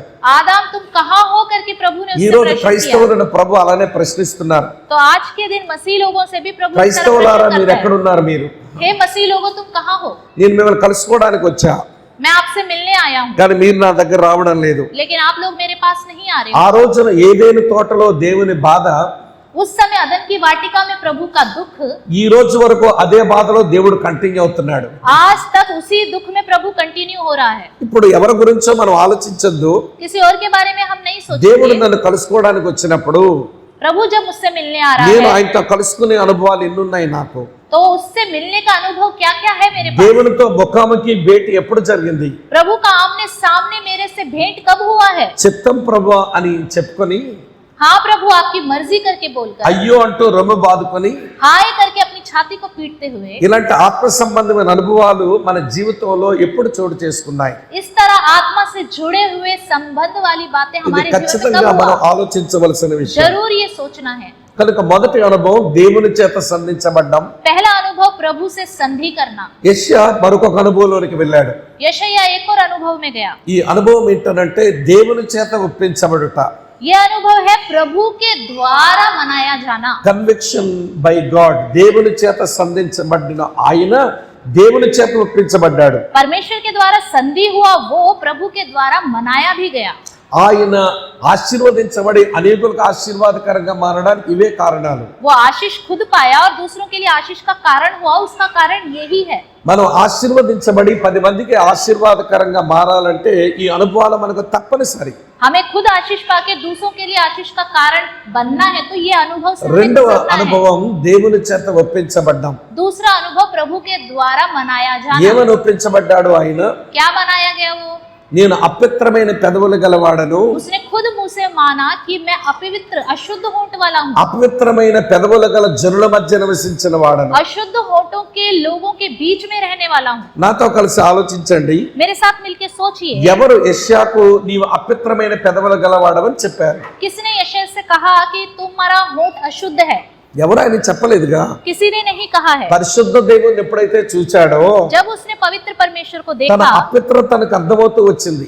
उसकी अपवित्रता उसे समझ में आई। ఈ రోజున మనం ఒప్పించబడాలి అంటే ఎవరో మన పాపాలన్నీ సీరియల్ కథలాగా మన కళ్ళ ముందు తిప్పాలి. तो हमें भी अपनी गलतियों को मानना है, तो हमारे पापों को सीरियल की कहानियों की तरह कोई घुमाने वाला चाहिए. కానీ దేవుని వెలుగులో మన స్థితిని చూసుకోవడం మన చేతనవుతలేదు. लेकिन प्रभु की ज्योति में अपनी हालत को हम देख ही नहीं पा रहे हैं. ఇది యెషయాకే కాదు, చాలా మందికి ఈ మంచి ఒప్పుదల అనుభవం వచ్చింది. ये सिर्फ यशायाह के लिए नहीं, बहुत लोगों के लिए अच्छा अनुभव बना. దేవుని యొక్క సార్వభౌమత్వాన్ని, దేవుని పరిశుద్ధతను చూచాడు. परमेश्वर को वो सर्वांतर्यामी करके जाना और उसकी पवित्रता को నేను देखा. అపవిత్రమైన పెదవులు గలవాడను అని అన్నాడు. मैं अशुद्ध होंठ वाला हूं करके उसने कहा. ఇలాంటి ఒక అనుభవం మరొక 2-3 జ్ఞాపకం చేస్తాను. ऐसा ही अनुभव एक दो आपको मैं बताता हूँ. యోబు గ్రంథం 1వ అధ్యాయం 8వ వచనం. अय्यूब की पुस्तक पहला अध्याय 8वां वचन. అక్కడ యోబుని గురించి వ్రాయబడిన మాటలు మనం చూస్తాము. वहाँ अय्यूब के बारे में लिखी हुई बातों को हम देखेंगे. అతను యథార్థవంతుడని, वो खरा इंसान है, న్యాయవంతుడని, वो न्याय करने वाला है, దేవుని ఎడల భయభక్తులు కలిగి చెడుతనాన్ని విసర్జించిన వాడని, परमेश्वर का भय रखकर बुराई से दूर रहने वाला इंसान ఆయన है. వంటి వాడు భూమి మీద మరి ఎవడూ లేడని ऐसा मनुष्य कोई और इस दुनिया में है ही नहीं. దేవుడు అన్నాడు. ఆ మాట ये बात परमेश्वर ने कहा సాతాను కూడా అవునని చెప్పాడు. और शैतान ने भी कहा हाँ. ఇప్పుడు అలాంటి వ్యక్తి పాపమునున్నాడని ఎవరనగలం? क्या ऐसा व्यक्ति पाप में है करके हम नहीं सोचते. కానీ యోబు ఒకసారి ఈ మాట అన్నాడు. लेकिन अय्यूब ने एक बार ये बात कही. యోబు గ్రంథం 40వ అధ్యాయం 4వ వచనం చదివితే, अय्यूब की पुस्तक 40वां अध्याय 4था वचन हम యోబు एक बार గ్రంథం पढ़ेंगे. 40వ అధ్యాయం 4వ వచనంలో अय्यूब 40:4 में నేను నీచుడను అంటున్నాడు. मैं तो तुच्छ हूँ करके कहता है. చిత్తగించమని నీచుడను, मैं तो तुच्छ हूँ, मुझे उत्तर నేను दे. నేను ఏమని ప్రత్యుత్తరం ఇచ్చేదను? मैं तुझे उसका क्या उत्तर दूं? నా నోటి మీద నా చేతిని ఉంచుకుందును मैं अपनी అన్నాడు. उंगलियां दांत तले दबाता हूँ करके कहता యోబు है. లాంటి వాడు నువ్వు నీచుడు అని అనగలిగిన గొప్పలు ఎవరున్నారు ఈ భూమి మీద? अय्यूब जैसे बोल रहे तुच्छ, उससे ज्यादा हम तुच्छ इंसान हैं. దేవుడే ఆయనంత గొప్ప వ్యక్తి అని చెప్పారు. परमेश्वर ने उससे कहा कि वो महान है. సాతాను కూడా దానికి సమ్మతించాడు. शैतान ने भी कहा हाँ. కానీ అలాంటి యోబు ఇప్పుడు అంటున్నాడు నేను నీచుడును అంటున్నాడు. लेकिन ऐसा अय्यूब अब कहता है मैं तुच्छ हूँ. అసలు ఈ కన్విక్షన్ ఎట్లా వచ్చిందండి ఆయనకు? तो ये कन्विक्शन कैसे उसके अंदर आया? ఈ ఒప్పుదలలోనికి ఎట్లా నడిపించబడ్డారు ఆయన? कैसे उसने इस बात को मान लिया? మీరు పక్కన 42వ అధ్యాయం చూస్తే తెలుస్తుంది మీకు. इसी के बगल में 42 अध्याय आप 42వ देखेंगे. అధ్యాయం 5వ వచనం 6వ వచనం ఇలా రాసింది. 42:5-6 में ऐसा लिखा है. వినికిడి చేత నిన్ను గూర్చి వార్త విన్నాను, అయితే ఇప్పుడు నేను కన్నులారా నిన్ను చూస్తున్నాను, కావున నన్ను నేను అసహించుకొని ధూళిలోను బుడిదలోను పడి పశ్చాత్తాపడుతున్నాను. मैंने कानों से तेरा समाचार सुना था, परंतु अब मेरी आंखें तुझे देखती है, इसलिए मुझे अपने ऊपर घृणा आती है और मैं धूल और राख में पश्चाताप करता हूँ. యోబుకు గొప్ప పశ్చాత్తాపం వచ్చింది. अय्यूब के अंदर महान पश्चाताप आ गया. యోబు తన స్థితిని ఒప్పుకుంటున్నాడు. अय्यूब अपनी हालत को मान रहा है. ఈ ఒప్పుదల ఎలా సంభవించింది అంటే ये पश्चाताप कैसे उसके अंदर आया? యోబు గ్రంథం 38, 39లో దేవుని ప్రత్యక్షతను చూచాడు. अय्यूब की पुस्तक 80, 38 और 39 में उसने अय्यूब परमेश्वर के प्रत्यक्षता को देखा. ఎప్పుడైతే ఆ ప్రత్యక్షతను చూచాడో तब उसने जब परमेश्वर का सम्मुख ఆ देखा వెలుగులో నేను నీచుడును అంటున్నాడు. तो उस ज्योति में कहता है मैं तुच्छ हूँ. యెషయా ఏమో నేను అపవిత్రమైన పెదవులు గలవాడిని అన్నాడు. यशायाह ने कहा मैं अशुद्ध होंठ वाला हूँ. ఇక్కడ యోబేమో నీచుడును అంటున్నాడు. और अय्यूब कहता है मैं तुच्छ हूँ. నూతన నిబంధనలో మరో ఉదాహరణ ఇస్తాను చూడండి. नए नियम में एक और उदाहरण देता हूँ. లూకా సువార్త 5వ అధ్యాయం लूका सुसमाचार 5वां अध्याय 8వ వచనం ఇలా రాసి ఉంటుంది. 8वें वचन में इस तरह लिखा हुआ है. సీమోను పేతురు అది చూచి యేసు మోకాలు ఎదుట సాగిలపడి ప్రభువా నన్ను విడిచిపమ్ము నేను పాపాత్ముడను అని చెప్పాను. यह देखकर शमौन पतरस यीशु के पांवों पर गिरा और कहा, हे प्रभु मेरे पास से जा, क्योंकि मैं पापी मनुष्य हूँ. ప్రియుల ఇక్కడ పేతురుకు నువ్వు పాపాత్ముడు అని ఎవరు చెప్పారు? पतरस से किसने कहा वो पापी है? ఎవరో చెప్పాల్సిన పని లేదు. किसी को बताने की जरूरत नहीं है. యేసు ప్రభు ఆయన కార్యం తన కళ్ళ ముందు కనబడగానే यीशु मसीह के कार्य जब उसके सामने प्रकट हुए, ఆ ప్రత్యక్షత వెలుగులో నేను పాపాత్ముడు అంటున్నాడు. उस प्रकट की ज्योति में उसने जान लिया और कहता है मैं पापी हूँ. యోబు నేను నీచుడును అన్నాడు. अय्यूब ने तुच्छ हूँ मैं कहा. యెషయా నేను అపవిత్రమైన పెదవులు గలవాడిని అన్నాడు. यशायाह ने कहा मैं अशुद्ध होंठ वाला हूँ. ఇక్కడ లూకా నేను పాపాత్ముడు అంటున్నాడు. और यहाँ पे शमौन जो पतरस है वो कहता है मैं మరొక पापी हूँ. మరో ఉదాహరణ ఇస్తాను చూడండి. एक और उदाहरण देता हूँ. ప్రకటన గ్రంథం 1వ అధ్యాయం 17వ వచనం. प्रकाशित वाक्य पहला अध्याय 17वां वचन. ప్రకటన గ్రంథం 1వ అధ్యాయం 17వ వచనం. प्रकाशित वाक्य पहला अध्याय 17वां वचन. అపోస్తలుడైన యోహాను మాట అన్నాడు. प्रेरित यूहन्ना ने ये बात कही. నేను ఆయన చూడగానే जब मैंने उसे देखा చచ్చిన వాని వలె ఆయన పాదముల యొద్ద పడితిని. उसके पैरों पर मुर्दा सा गिर पड़ा। నేను ఆయన చూడగానే చచ్చిన వాని వలె ఆయన పాదముల మీద పడితిని. जब मैंने उसे देखा तो उसके पैरों पर मुर्दा सा गिर पड़ा। ఈ యోహాను యేసుక్రీస్తు యొక్క రొమ్మున తన తలాలించుకుని ఉండేవాడు. ये यूहन्ना यीशु मसीह की छाती में अपना सर रख के रहने वाला ఇప్పుడు इंसान है। పాదముల మీద పడే పరిస్థితి ఎందుకు వచ్చింది? अब पैरों पे गिरने की जरूरत क्या आ गई? దేవుని వెలుగులో తనేంటో తనకు అర్థమైంది. परमेश्वर की ज्योति में उसको समझ में आ गया वो कैसा है। ప్రతి క్రైస్తవ విశ్వాసకి అనుభవం అవసరం. हर एक मसीह पर विश्वास करने वाले के लिए దేవుని बहुत చేత जरूरी है। ఒప్పించబడ్డం అవసరం. प्रभु के द्वारा अपनी गलती को पहचानना जरूरी है। మనుషులు ఊరికే మన పాపాలు జ్ఞాపకం చేస్తే इंसान तो यूं ही हमारे पापों को जब याद మన कराते పాపం हैं ఒప్పించబడ్డం అది ఒప్పించబడ్డం కాదు. तो वो पापों का पश्चाताप करना नहीं होता है। తాగుబోతోడిని అందరూ తాగుబోతు అంటే అవును తాగుబోతుని అంటాడు, అది ఒప్పించబడ్డమే కాదు. शराबी को सब शराबी शराबी बोलते हैं, वो कहता है हाँ मैं शराबी हूँ, तो इसका मतलब ये नहीं है उसने गलती मानी है। అందరూ అంటున్నారు కాబట్టి ఆ మాట అన్నాడు. सबने उसे शराबी कहा इसलिए वो कहता है हाँ मैं हूँ। అవసరమైతే వస్త్రాలు మార్చుకుని వ్రతం పడతాడు. हो सके तो कपड़े बदल कर व्रत रखेगा। వ్రతం అయిపోయాక మరి కొంచెం 3 కేపాలు ఎక్కువ తాగుతాడు. व्रत खत्म होने के बाद और ज्यादा पिएगा, ఎందుకంటే అది లోపల నుంచి వచ్చిన ఒప్పుకోలు కాదు అది. क्योंकि अंदर से उसके अंदर वो पश्चाताप नहीं అందరూ आया। అన్నారు కాబట్టి ఆ మాట అన్నాడు అంతే. सबने बोला इसलिए उसने भी बोला। కానీ ఇక్కడ యోబు కానివ్వండి, लेकिन अभी अयूब को देखा, యెషయా కానివ్వండి, यशायाह को देखा, పేతురు కానివ్వండి, पतरस को देखा, యోహాను కానివ్వండి, यूहन्ना को देखा, దేవుని వెలుగులో తమ స్థితిని చెప్పేసుకుంటున్నారు. प्रभु की ज्योति में अपनी हालत को प्रकट कर रहे हैं। యోబు నీ నీచుడు అన్నాడు, अयूब ने कहा मैं तुच्छ हूँ, యెషయా నేను అపవిత్రమైన పెదవులు గలవాడిని అన్నాడు, यशायाह ने कहा मैं अशुद्ध होंठ वाला हूँ, పేతురు నేను పాపాత్ముడు అన్నాడు, पतरस ने कहा मैं पापी हूँ, యోహాను నీ చచ్చిన వాడను और అన్నాడు. यूहन्ना ने कहा मैं मुर्दा हूँ। ఇప్పుడు నేరుగా మీకు ఒక ప్రశ్న వేస్తున్నాను. मैं आपसे प्रश्न करता हूँ, దేవుని వెలుగులో నీ స్థితిని ఒప్పించబడే అనుభవం ఎప్పుడైనా సంభవించిందా? प्रभु की ज्योति में आपकी स्थिति कैसी है जानने का अनुभव आपने कभी पाया? నీ దిశ నీ దశ ఈ రెండు మారాలి అంటే आपकी दिशा और दशा दोनों बदलना है तो నువ్వు ఆశీర్వదించబడి 10 మందికి ఆశీర్వాదకరంగా మారాలి అంటే आप खुद आशीष पाकर 10 लोगों के लिए आशीष का कारण बनना ఈ है तो అనుభవం తప్పనిసరి. ये अनुभव बहुत जरूरी है। కనుక గుర్తుపెట్టుకోండి స్నేహితులారా, इसलिए प्रियो याद रखिए, దేవుని చేత సంధించబడిన యెషయా प्रभु के द्वारा संधि पाया हुआ ये దేవుని यशायाह చేత ఒప్పించబడ్డాడు. और परमेश्वर के द्वारा उसने अपनी गलतियां मानी। మూడో అనుభవం చెప్తాను వినండి. तीसरा अनुभव बताता हूँ, యెషయా గ్రంథం 6వ అధ్యాయం 5వ వచనంలోని यशायाह की पुस्तक 6वां अध्याय మనం 5वें మనం वचन చదివిన में है। భాగంలో ఉంటుంది చూడండి. हमने जो भाग पढ़ा उसी में ही लिखा నేను हुआ, అయ్యో అపవిత్రమైన పెదవులు గలవాడను, అపవిత్రమైన పెదవులు గల జనుల మధ్య నివసించిన వాడను. हाय मैं नष्ट हुआ क्योंकि मैं अशुद्ध होंठ वाला मनुष्य हूँ और अशुद्ध होंठ वाले मनुष्य के बीच में रहता हूँ। ఈ అనుభవాన్ని ఏమంటామంటే దేవుని ముందు ఒప్పుకొనుట. इस अनुभव को कहते हैं परमेश्वर के सामने मान लेना, confession before God. Confession before God. Conviction లోపల జరుగుతుంది, कन्विक्शन जो है अंदर होता है, కన్ఫెషన్ బయటకు వినబడుతుంది. कन्फेशन जो है कन्फेशन बाहर सुनाई देता है। యెషయా లోపల ఒప్పించబడ్డాడు, यशायाह ने अपनी गलती पहले अंदर अंदर मानी ఇప్పుడు బయటకు ఒప్పుకుంటున్నాడు. और अब मुंह खोलकर सामने भी मान रहा है। ఇక్కడ కూడా విషయం మీతో చెప్తాను. यहाँ पे भी एक बात मैं बताता हूँ, కన్ఫెషన్ అనే మాట క్రైస్తవులు పదే పదే వాడతాము, कन्फेशन करके इस बात को मसीह लोग बार बार इस्तेमाल करते కానీ हैं, కన్ఫెషన్ అంటే ఏంటో మనకు అర్థమై చావట్లా. लेकिन कन्फेशन क्या हमें समझ में नहीं आता। నూతన నిబంధనలో కన్ఫెషన్ ఒప్పుకొనుట అనే మాటకు नए नियम में मान लेना, कन्फेशन इस बात के लिए గ్రీకు భాషలో పదం ఉపయోగించబడింది. ग्रीक में एक बात इस्तेमाल की गई है, ఆ గ్రీకు పదం ఏంటంటే హోమో లోగోయిస్ అన్నారు.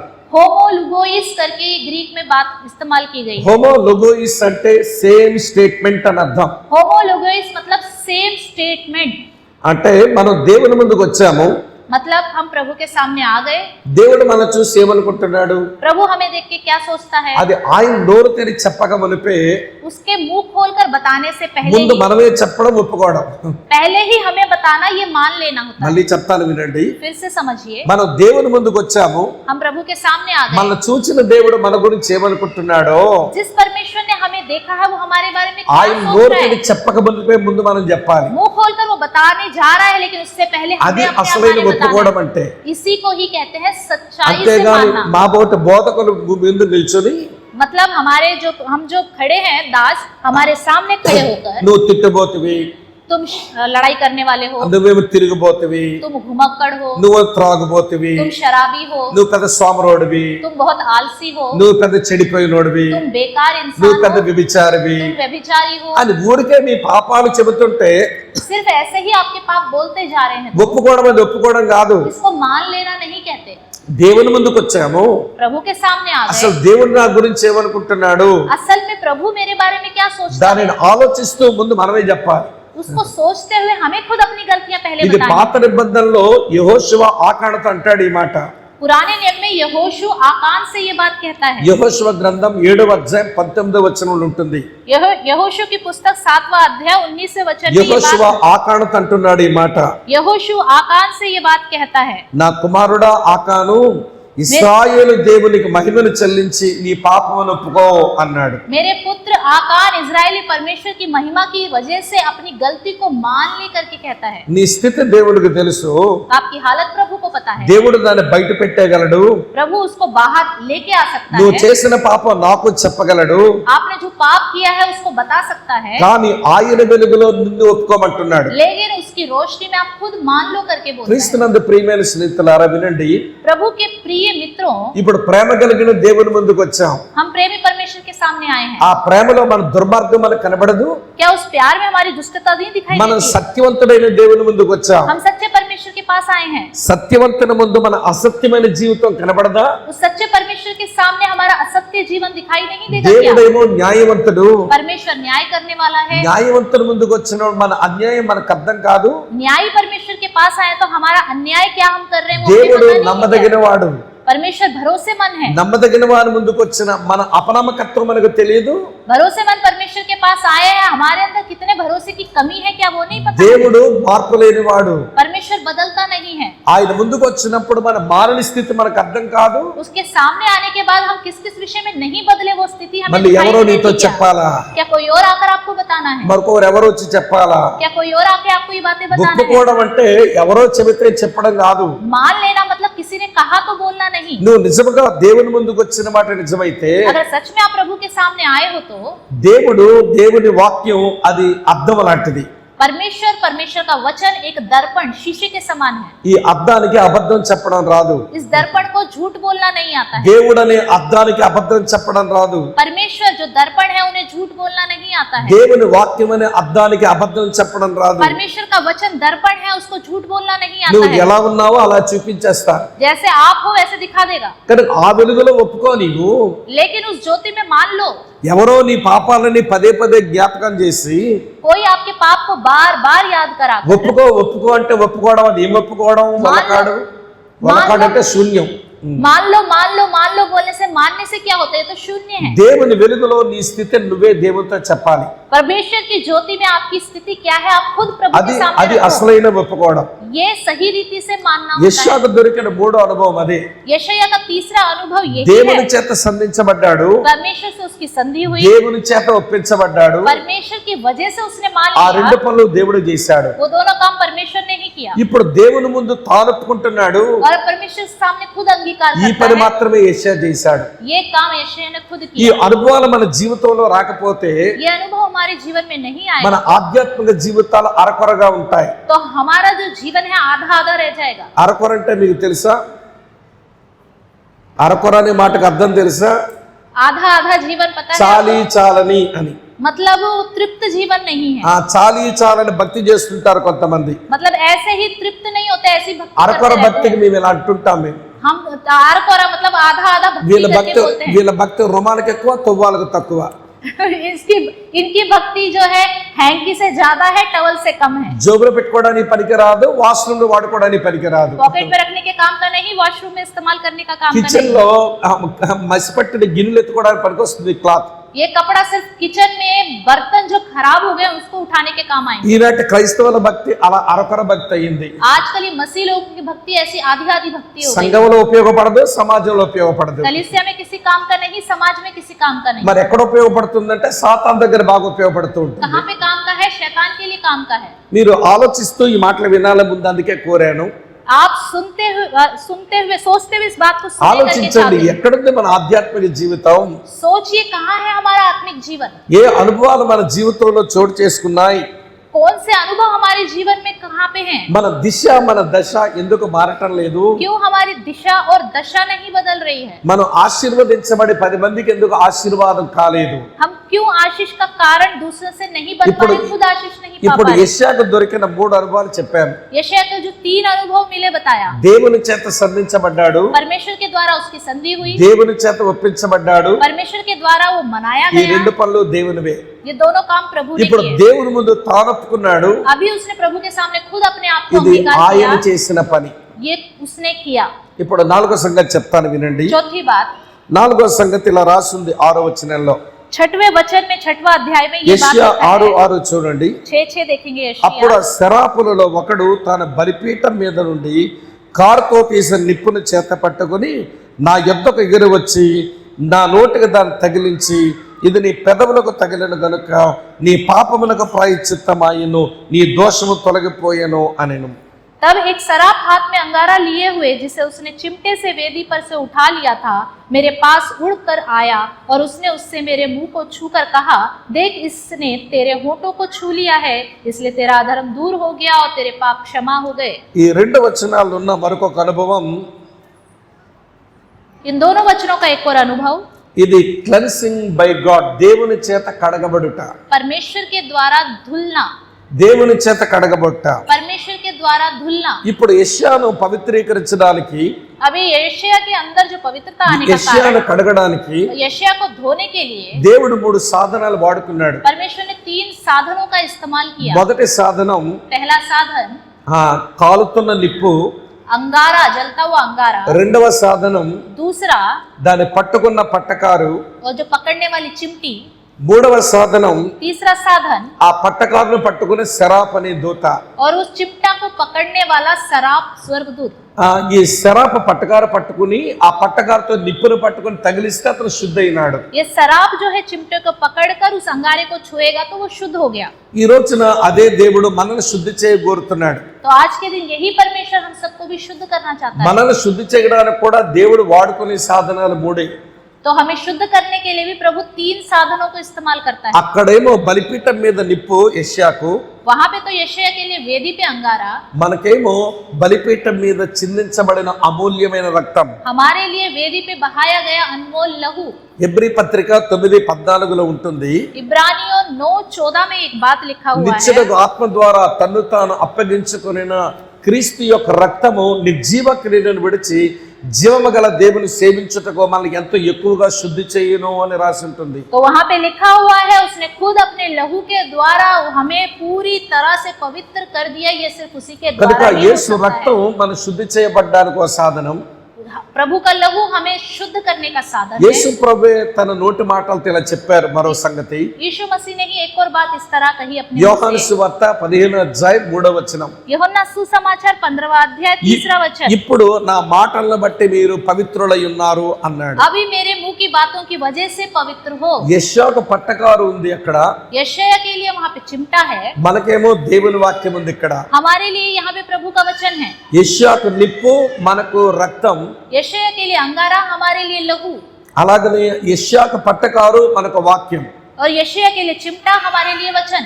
మూడో సాధనం, तीसरा साधन, యెషయాకు శరాపని దేవదూత పనిచేశాడు, यशायाह के लिए सराप स्वर्गदूत ने काम किया, మనకు పరిశుద్ధాత్మ దేవుడు పనిచేస్తున్నాడు. हमारे लिए पवित्र आत्मा परमेश्वर काम करता है। తెస్సలోనికి రాసిన 2వ పత్రిక दूसरा थिस्सलुनीकियों 2వ అధ్యాయం 13వ వచనంలో రాసి ఉంటుంది. दूसरा अध्याय 13वें वचन में लिखा हुआ అక్కడ है। ఏమని చదువుతామనంటే, वहां पे क्या लिखा हुआ है? సహోదరులారా हे भाइयों, ఆత్మ మిమ్మల్ని పరిశుద్ధపరచుట వలనను అని రాసి ఉంది. आत्मा तुम्हें पवित्र करने की वजह से करके लिखा అంటే हुआ మన है। పరిశుద్ధపరిచే పనిలో పరిశుద్ధాత్ముడు పనిచేస్తున్నాడు. मतलब पवित्र करने का काम पवित्र आत्मा परमेश्वर करता है। చూడండి తీరు ఎట్లుందో ఒకసారి జ్ఞాపకం చేసుకోండి. देखिए कि कैसे चलता हुआ आ रहा है। అక్కడ శరాపు, ఇక్కడ పరిశుద్ధాత్ముడు. वहां पे शराब, यहाँ पे पवित्र आत्मा, అక్కడ పట్టకారు, ఇక్కడ దేవుని వాక్యం. वहां पे चिमटा, यहाँ प्रभु का वचन, అక్కడ రక్తముతో తడిసిన నిప్పు, ఇక్కడ యేసుక్రీస్తు రక్తం. वहां पे लहू से जुड़ा हुआ अंगारा और यहाँ प्रभु का लहू।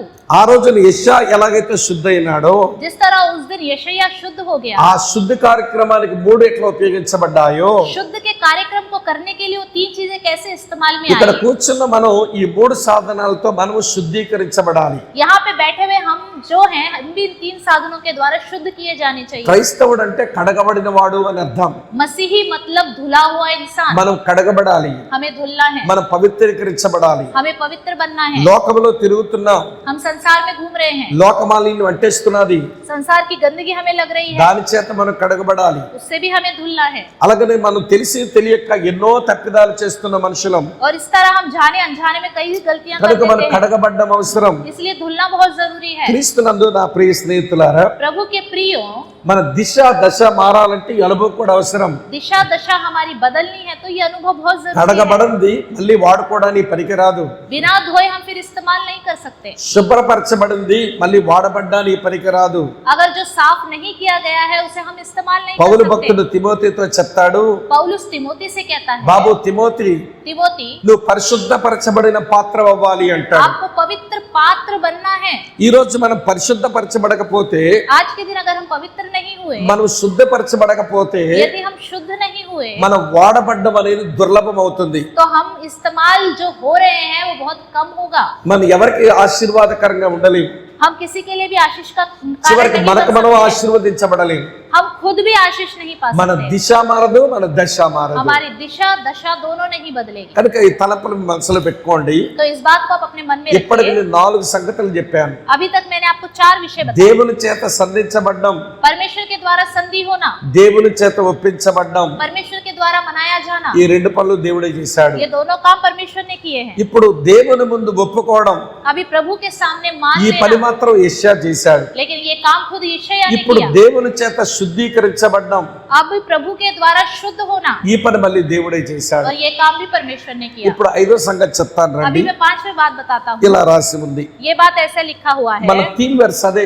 ఈ రోజు మన మీటింగ్ కు థీమ్ వర్స్ అదే ఇచ్చారు. हमारे मीटिंग का थीम आज यही है। యెషయా గ్రంథం 6వ అధ్యాయం 8వ వచనం. यशायाह की पुस्तक 6वां अध्याय 8वां అప్పుడు वचन। నేను ఎవరిని పంపెదను, మా నిమిత్తం ఎవడు పోవునని ప్రభువు సెలవీయగా వింటిని.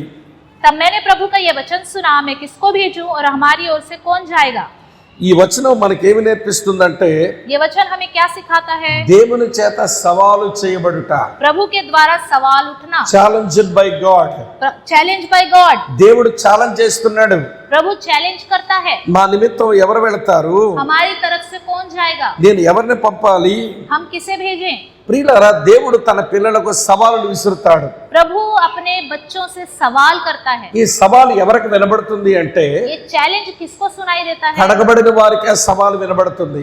जो धुले हैं उन्हीं को ही सुनाई देता అందరూ ఈ సవాలు వినలేరు. है। ये चैलेंज कोई नहीं सुन सकता। అందరికీ ఈ సవాలు వినటం చేతనవ్వదు. ये चैलेंज सुनने के लिए सबसे नहीं हो पाएगा। నిజముగా శుద్ధీకరించబడిన వారికి जो सच में शुद्ध हो गए हैं, ఈ సవాలు స్పష్టంగా వినబడుతుంది. तो ये चैलेंज स्पष्ट रूप से सुनाई देता है। ఇక్కడ యెషయాకు వినబడినటువంటి సవాలు లాంటి సవాలులు బైబిల్లో ఉన్నాయి. यशायाह को जो चैलेंज, ये सवाल मिला, ऐसे और भी हैं। నాతో రండి, మీకు చూపిస్తాను. मेरे साथ आइए, मैं आपको दिखाऊंगा। సామెతల గ్రంథం 24 అధ్యాయంలో नीति वचन 24वां अध्याय 24 అధ్యాయం 11వ వచనంలో సొలొమోను విసిరాడు ఒక సవాలు. 24:11 नीति वचन में सुलोमोन ने एक चैलेंज किया। ఈ సవాలు నా కొరకు, మీ కొరకే, మన కొరకే. ये जो चैलेंज आपके लिए, मेरे लिए है। చావునికై పట్టబడిన వారిని నువ్వు తప్పించుము, నాశనమందు పోటును జోగుచున్న వారిని నువ్వు రక్షింపవా. जो मार डाले जाने के लिए घसीटे जाते थे उनको छुड़ा, जो घात किए जाने को है उन्हें मत पकड़ा। నిజదేవుడు ఎవరో తెలియక మనుషులు చావునికై పట్టబడ్డారు. सच्चा परमेश्वर कौन है नहीं जान पा रहे, इसलिए लोग मारे डाले जा रहे थे। నిజదేవుడు అనుగ్రహించే పాపక్షమాపణ పొందక నాశనములో పడ్డానికి జోగుతున్నారు. सच्चे परमेश्वर को नहीं जान पा रहे, पाप में नाश होते जा रहे हैं। అటువంటి వారిని రక్షించవా అన్న సవాలు మనకు వినబడుతుంది.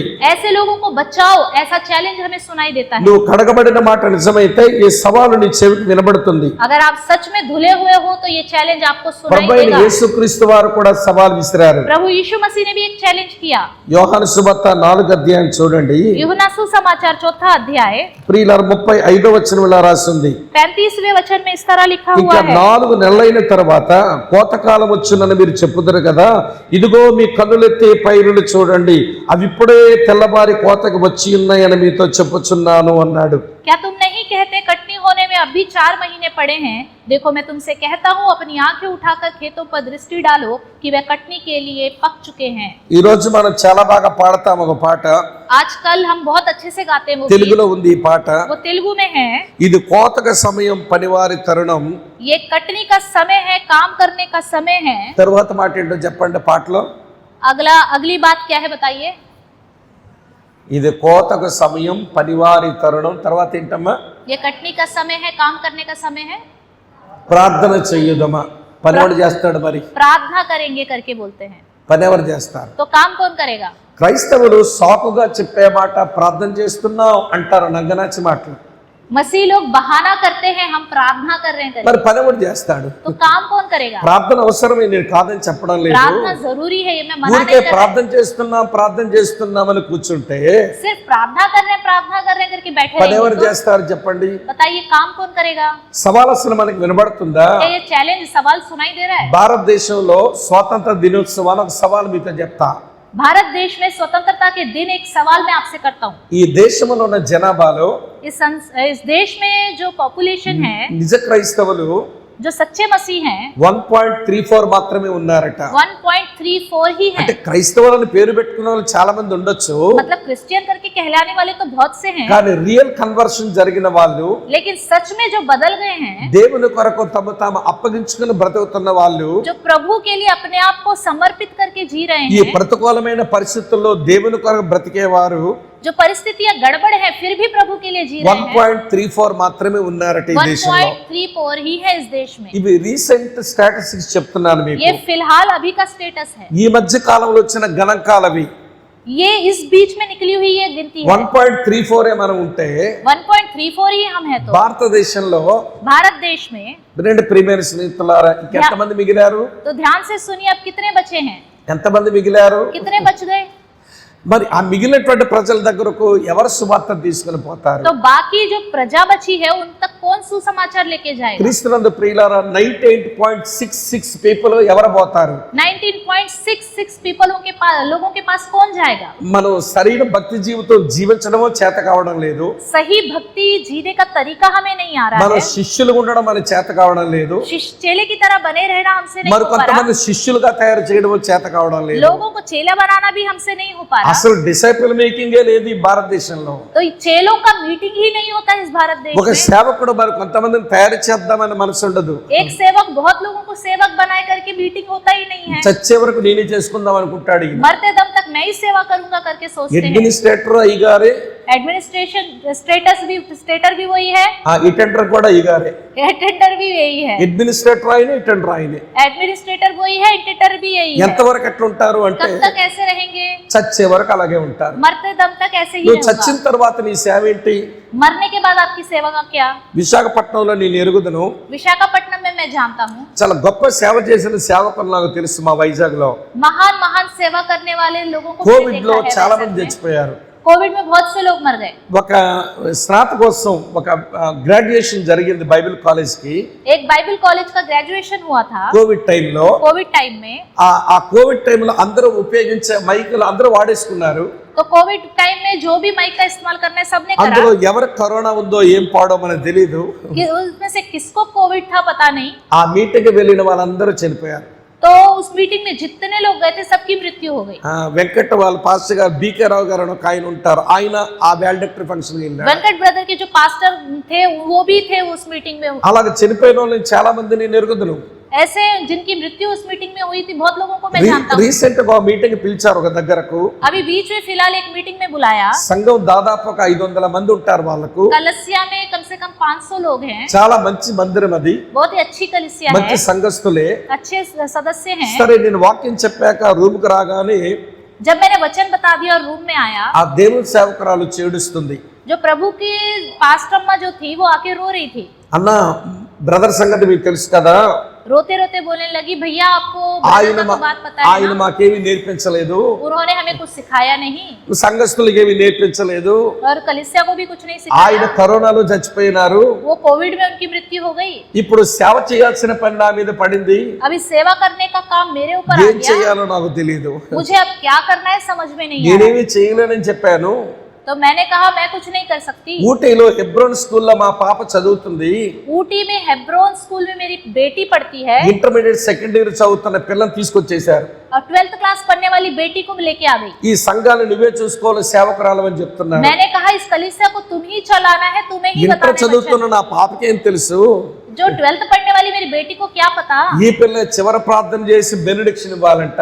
और यही बेटी जो है अंत में प्रार्थना करके भी आशीर्वाद देती है। నీవేదో తప్పు చేస్తున్నామని మా భయం వేస్తుంది.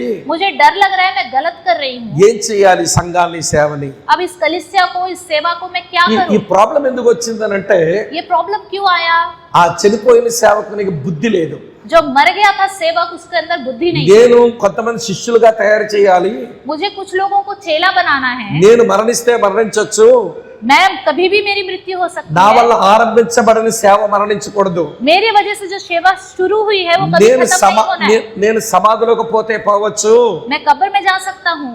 నా వల్ల స్థాపించబడిన సేవ అది సమాధిలోకి వెళ్ళిపోకూడదు मेरे द्वारा स्थापित की गई सेवा वो कब्र में नहीं जानी అనే चाहिए। మనసు ఉంటే శిష్యులు తయారు చేయడం వచ్చింది. ऐसा मन होगा तो हम चेलों को बनाएंगे। ఈ రోజున భారతదేశంలో 98.66కు ఎవడ సువార్త చెప్తాడు?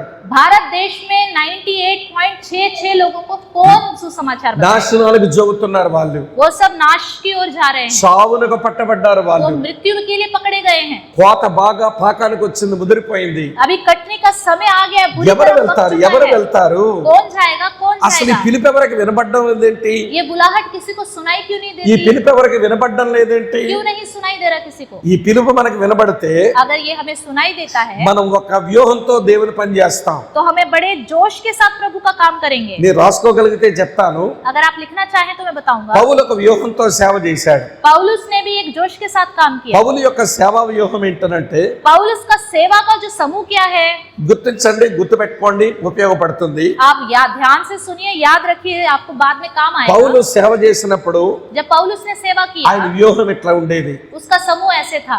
ఐ డు యు వాచ్, నేను చేస్తుంటాను మీరు చూడండి. मैं करता रहूंगा, आप देखते रहो। తిమోతి, तिमोती, తీతు, तीतुस, ఎఫెఫ్రా, एफेफ्रा, ఎఫెఫ్రోదీతు, तीतु, లూకా, लूका, దేమా, दीमा, నేను చేస్తుంటాను मैं करता रहूंगा, మీరు చూడండి. आप देखते रहो। I do you watch. मैं करता रहूंगा, तुम देखते रहो। ఆ దశలో కొంతకాలం వారి నుంచి इस दिशा में कुछ समय तक उन्हें रखा మరో స్టేజ్ కి తీసుకెళ్లిపోయాడు వారిని. और एक और स्टेज भी उनको लेके गए। సెకండ్ స్టేజ్ ఏంటనంటే, सेकंड स्टेज क्या है? ఐ డు యు హెల్ప్ అన్నాడు. मैं करूंगा, तुम मदद करना। నేను చేస్తుంటాను మీరు సహాయపడండి. मैं करता रहूंगा, तुम मदद करना। తిమోతి సహాయపడు, तिमोथिस तुम मदद తీతు करो। సహాయపడు, तीतुस तुम मदद करो। లూకా సహాయం చెయ్యి, लूका मदद करो। ఎఫెఫ్రా సహాయం చెయ్యి, एफेफ्रा मदद करो। ఎఫెఫ్రోదీతు సహాయం చెయ్యి, एफेफ्रा तीतु मदद करो। ఫిలోమోను సహాయపడు, फिलोमोन मदद करो। ఐ డు యు హెల్ప్ అన్నాడు. मैं करूंगा, तुम मदद करो। ఇది సెకండ్ లెవెల్. ये दूसरी बात। థర్డ్ లెవెల్ తీసుకెళ్లాడు వాళ్ళని. उनको तीसरे लेवल पर ले థర్డ్ गया। లెవెల్ ఏంటనంటే, वो क्या है? యు డు ఐ వాచ్ అన్నాడు. तुम करो, मैं देखता रहूंगा। మీరు చేయండి నేను చూస్తుంటాను, तुम करते रहो, मैं देखता మీరు रहूंगा। సేవ చేయండి నేను చేస్తుంటాను. तुम सेवा करते रहो, मैं ఆ देखता దశలో रहूंगा। కొంతకాలం ఉంచాడు. इस दिशा में कुछ समय तक అక్కడ रखा। వాళ్ళు వదిలిపెట్టలేదు, उनको छोड़ा नहीं మరో वहाँ पे। స్టేజ్ కి తీసుకువెళ్ళిపోయాడు. और एक और स्टेज में उन्हें लेके गया। మీరు చేయండి నేను సహాయపడతానన్నాడు. तुम करते रहो, मैं मदद యు करता డు रहूंगा। ఐ హెల్ప్ అన్నాడు. तुम करते रहो, मैं मदद మీరు करूंगा। చేయండి నేను సహాయపడతానన్నాడు. तुम करो, मैं मदद करूंगा।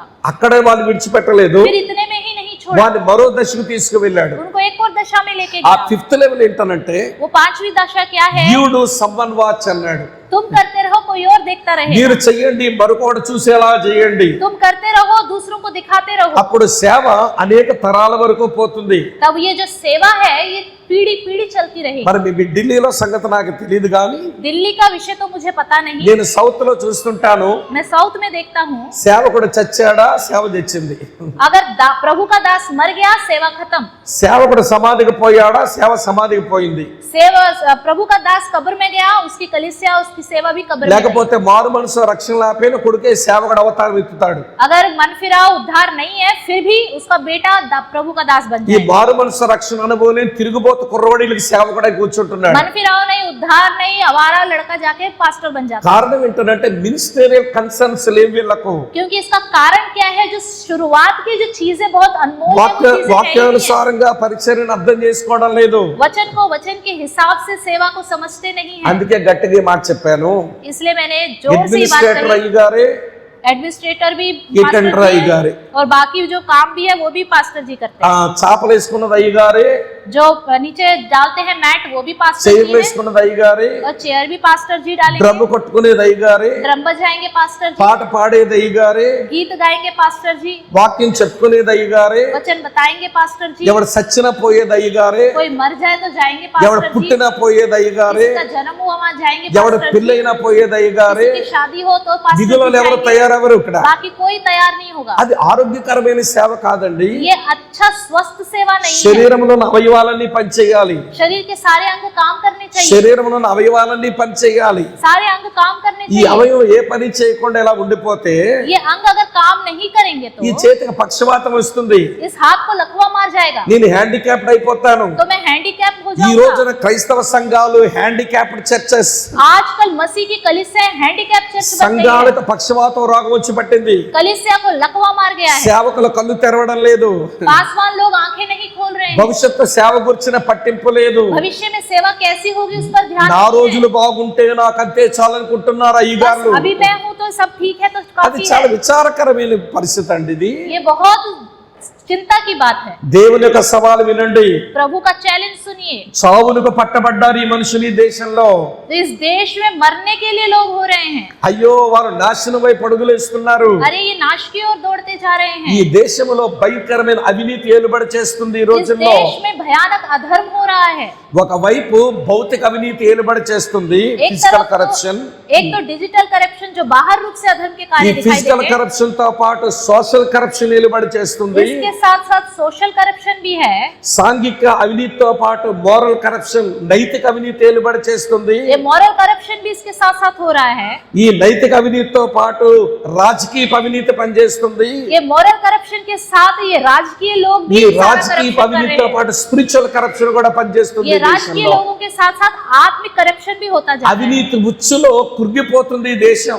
ये देश पूरा अधर्म में डूबा हुआ है। ఈ రోజున ఈ జెండా దగ్గర నిలబడి చెప్పే కబుర్లు ఎన్ని ఉంటున్నాయో ఈ దేశంలో. आजकल इस झंडा के सामने खड़े होकर बोलने वाली बातें बहुत ఈ बड़ी దేశంలో बड़ी పుట్టడం నా భాగ్యం. हैं। इस देश में पैदा होना मेरा నేను सौभाग्य है। భారతీయుని చెప్పుకోవడానికి గర్వపడుతున్నాను. मैं भारतीय हूँ बोलने के लिए मैं घमंड करता हूँ। ఆగస్టు 15 తారీఖున చెప్పుకునే కబుర్లుగానే మిగిలాయి. ये सिर्फ 15 अगस्त की बातें ही हो కానీ गई हैं। చాలా మంది హృదయాల వరకు తొంగి చూస్తే लेकिन अगर हृदय में झांक के देखें, నేను అరగపోయి పుట్టాను రా ఈ దేశంలో, अरे मैं क्यों पैदा हो गया इस देश में, ఈ దేశాన్ని వదిలిపెట్టి ఏ దేశానికి పోదునా, अरे इस देश को छोड़ के कहीं और चला जाऊं, ఎక్కడ నాకు మంచి భవిష్యత్తు ఉంటుందా, मेरा भविष्य पता नहीं कौन से देश में अच्छा होगा, చదువుకున్నాను దానికి తగిన ఉద్యోగం లేదు, पढ़ तो लिया उसके हिसाब का अच्छी नौकरी नहीं కష్టపడి है, పని చేస్తున్నాను దాని తగిన జీతం రావటం లేదు. मेहनत करके नौकरी कर रहा हूँ तनख्वाह अच्छी नहीं मिल అది रही है, దేశం అవినీతి కోరల్లో నలిగిపోతా ఉంది. और ये देश अधर्म में इस तरह पूरी तरह కళ్ళు डूब गया తెరిచి है। చూడవలసిన క్రైస్తవ సంఘం అది చూడడం రావడం లేదు దీంట్లో. आँख खोल कर देखने से यहाँ पे मसीह की कलीसिया ही नहीं दिख रही है। సవాలు కొంచెం విను.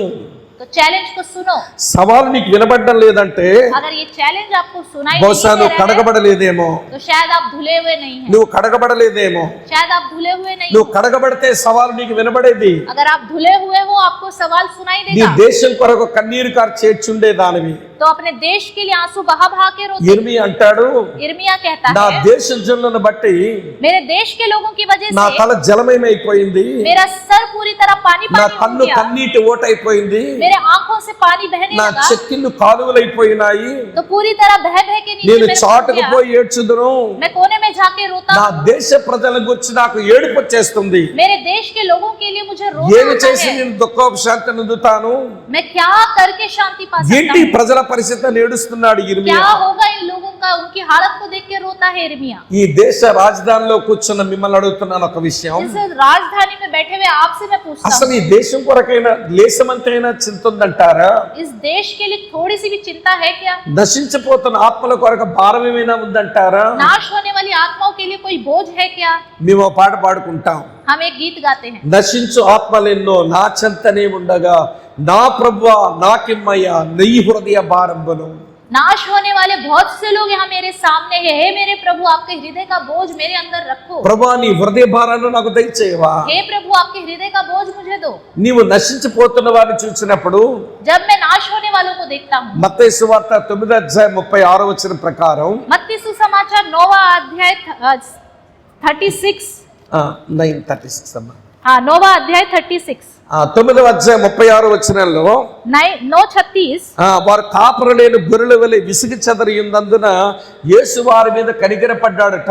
वो ऐसे भेड़ हो गए जैसे उनका कोई रखवाला नहीं, तो उनको देखकर यीशु मसीह व्याकुल हो गया। అక్కడ రాయబడిన మాట జీసస్ మోర్న్డ్ విత్ కంపాషన్ అని ఉంటుంది. यहाँ लिखा है यीशु के मन में व्याकुलता आ गई, ఆయన కనికరంతో కదిలిపోయాడు. वो पूरी तरह तरस से भर गया। ఎందుకనంటే क्योंकि వీళ్ళేమో గొర్రెల లాంటి వాళ్ళు, ये भेड़ के समान है, వీళ్ళకేమో కాపరి లేడు, इनका कोई रखवाला नहीं, వీళ్ళేమో విసిగిపోయినారు, ये पूरी तरह परेशान हो వీళ్ళేమో चुके हैं, వ్యాసారిపోతున్నారు, ये पूरी तरह भटक चुके हैं, వీళ్ళేమో చెదిరిపోయారు. ये पूरी तरह भटक चुके हैं। ఇలాంటి వారు ఎట్లా రక్షించబడేదని యేసు ప్రభువారు ఆయన కనికరంతో కదిలాడట. तो उनके अंदर मन में चिंता आ गई कि इनका कौन है रखवाला करके।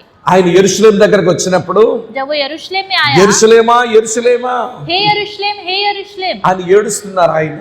और ऐसे रो रहे थे। నువ్వు ఈ దినమైన సమాధానమైన సంగతులు తెలుసుకుంటే నీకు మేలు. अगर आज के दिन भी आप अपने लिए अच्छी बातें जान लोगे तो भली बात है। నేను నిన్ను నా రెక్కల కింద ఉంచుకోవాలనుకున్నాను, मैं तुम्हें अपने पंखों तले रखना चाहता हूँ, కానీ నువ్వు రానల్లకపోతేవి. लेकिन तुम आना नहीं चाहते। ఈ రోజున భారతదేశమా आज के दिन हे भारत నువ్వు ఈ రోజైనా సమాధానకరమైన సంగతులు తెలుసుకుంటే నీకు మేలు. आज के दिन कम से कम शांति की बातें आप सुन लोगे దేవుడు तो आपके నిన్ను लिए తన वरदान రెక్కల है। కింద ఉంచుకోవాలనుకుంటున్నాడు, प्रभु आपको पंखों तले अपने रखना चाहता है, కానీ ఆయన రెక్కల కిందకి మీరు రావటం లేదు. लेकिन उसके पंखों के तले हम ఇది सब नहीं आते చూస్తున్నప్పుడు हैं। కనికరం రావడం లేదంటే మనకు, क्या ऐसे लोगों को देखते समय हमें तरस नहीं ఈ आता? మనుషుల పరిస్థితులు చూస్తున్నప్పుడు కన్నీళ్లు రావడం లేదేంటి? ऐसे लोगों को देखकर हमें आंसू क्यों नहीं ఈ आते हैं? చెక్కిళ్ళు ఎండిపోయినాయి, क्यों नहीं ये सूख जाते? ఈ కన్ను ఓటగొండవలసింది ఎండిపోయింది, इसके अंदर पानी होना चाहिए लेकिन ఈ सूख తల गया। జలమయం అవ్వాలి, రిజర్వాయర్ ఎండిపోయింది. ఇక్కడ यहाँ पे पानी होना है लेकिन पूरी నశించే तरह ఆత్మల सूख కొను गया है। ఏడ్చే వాళ్ళు లేరు ఈ రోజుల్లో. नाश होने वाली आत्मा के लिए रोने वाला कोई नहीं జబ్బు है। వస్తే ఏడుస్తారు, बीमारी आ जाए तो డబ్బు रोएंगे, లేకపోతే ఏడుస్తారు. पैसे नहीं है तो रोएंगे। మనుషుని యొక్క గుండె లబ్డబ్ అని శబ్దం వస్తుందట. इंसान के हृदय में लपडब करके आवाज आती ఈ है। రోజు క్రైస్తవుల గుండె శబ్దం లబ్డబ్ కాదు, आजकल मसीह लोगों के हृदय में आवाज लपडब नहीं है, జబ్బు డబ్బు అని కొట్టుకుంటుంది. वो बीमारी पैसे की बीमारी करके धड़कता है दिल। అంతసేపు వీళ్ళ భక్తి జబ్బు తగ్గించు, అప్పు తీర్చు, డబ్బు ఇచ్చేయి. अब हमेशा एक ही बात, या तो बीमारी ठीक करो पैसे दे दो, జబ్బులు తగ్గించు, డబ్బులు ఇచ్చేసాయి. बीमारी ठीक करो पैसे दे दो। యేసు ప్రభు వారు ఒక సంచి డాక్టర్, యేసు ప్రభు బ్యాంక్ క్యాషియర్. यीशु मसीह ही हमारा डॉक्टर है, यीशु मसीह ही हमारा बैंक कैशियर యేసు है। క్రీస్తు యొక్క పర్సనాలిటీని ఎంత హీనంగా చూపిస్తున్నామో లోకానికి అర్థం కావడం లేదు. यीशु मसीह के पर्सनैलिटी को कितने नीच तरीके से हम दिखाते हैं, हमें మీరు समझ नहीं आ रहा है। ఆలోచిస్తున్నారని నమ్మి చెబుతున్నాను ఈ మాటలు. आप सोच रहे हैं, समझते हुए దేవుని मैं बात సవాలు बता रहा हूं। వినాలి.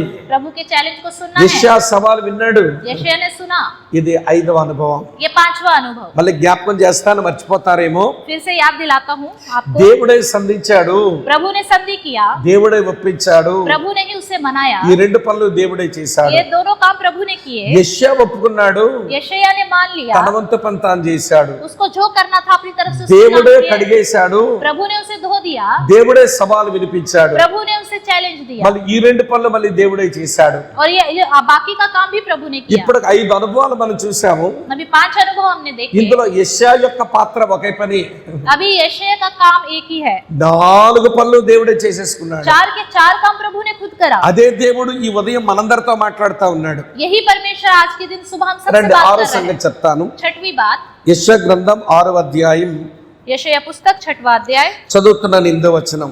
8वां वचन पढ़ता हूँ। అప్పుడు నేను ఎవని పంపెదను, మా నిమిత్తం ఎవడ పోవునని ప్రభు సెలవయ్యగా వింటని, అంతటా నేను చిత్తగించము, నేను ఉన్నాను, నన్ను పంపమనగా అని రాస్తుంది. तब मैंने प्रभु का यह वचन सुना, मैं किसको भेजूं और हमारी ओर से कौन जाएगा?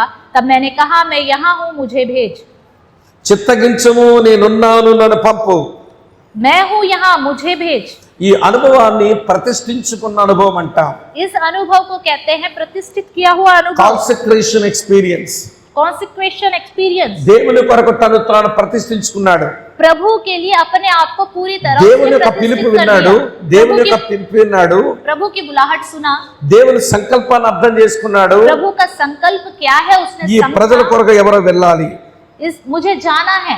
వీళ్ళు వింటుంటారు కానీ గ్రహించరు, ये लोग सुनते तो हैं लेकिन समझते వీళ్ళు नहीं, చూస్తుంటారు కానీ తెలుసుకోరు, ये देखते हैं लेकिन जानते नहीं వీళ్ళు हैं। హృదయం గ్రహించినా మనసు మార్చుకోరు, ये इनको समझ में भी आ जाए फिर भी अपने వీళ్ళు जीवन को స్వస్థత नहीं बदलते। వీళ్ళు స్వస్థత పొందరు, ये चंगाई नहीं पाते, వీళ్ళ హృదయం కొవ్విపోయింది, इनका मन मोटा हो गया है, అయినా దేవుడు ఎవడెళ్తాడు అని అడుగుతున్నాడు. लेकिन फिर भी पूछ रहा है उनके लिए कौन जाएगा। నేనున్నాను ప్రభు అని ప్రతిష్ఠించుకున్నాడు యెషయా. उसने अपने आप को प्रतिष्ठित किया और कहा मैं క్రీస్తునందు ప్రియ जाऊंगा। సహోదర సహోదరులారా, प्रभु के प्रिय भाइयों और बहनों, ప్రభువుకు మనం ప్రతిష్ఠించుకోవాలి. प्रभु के सामने हमें अपने आप को అసలు प्रतिष्ठित క్రైస్తవ करना ही జీవితం है। అంటేనే ప్రతిష్ఠించుకున్న జీవితం.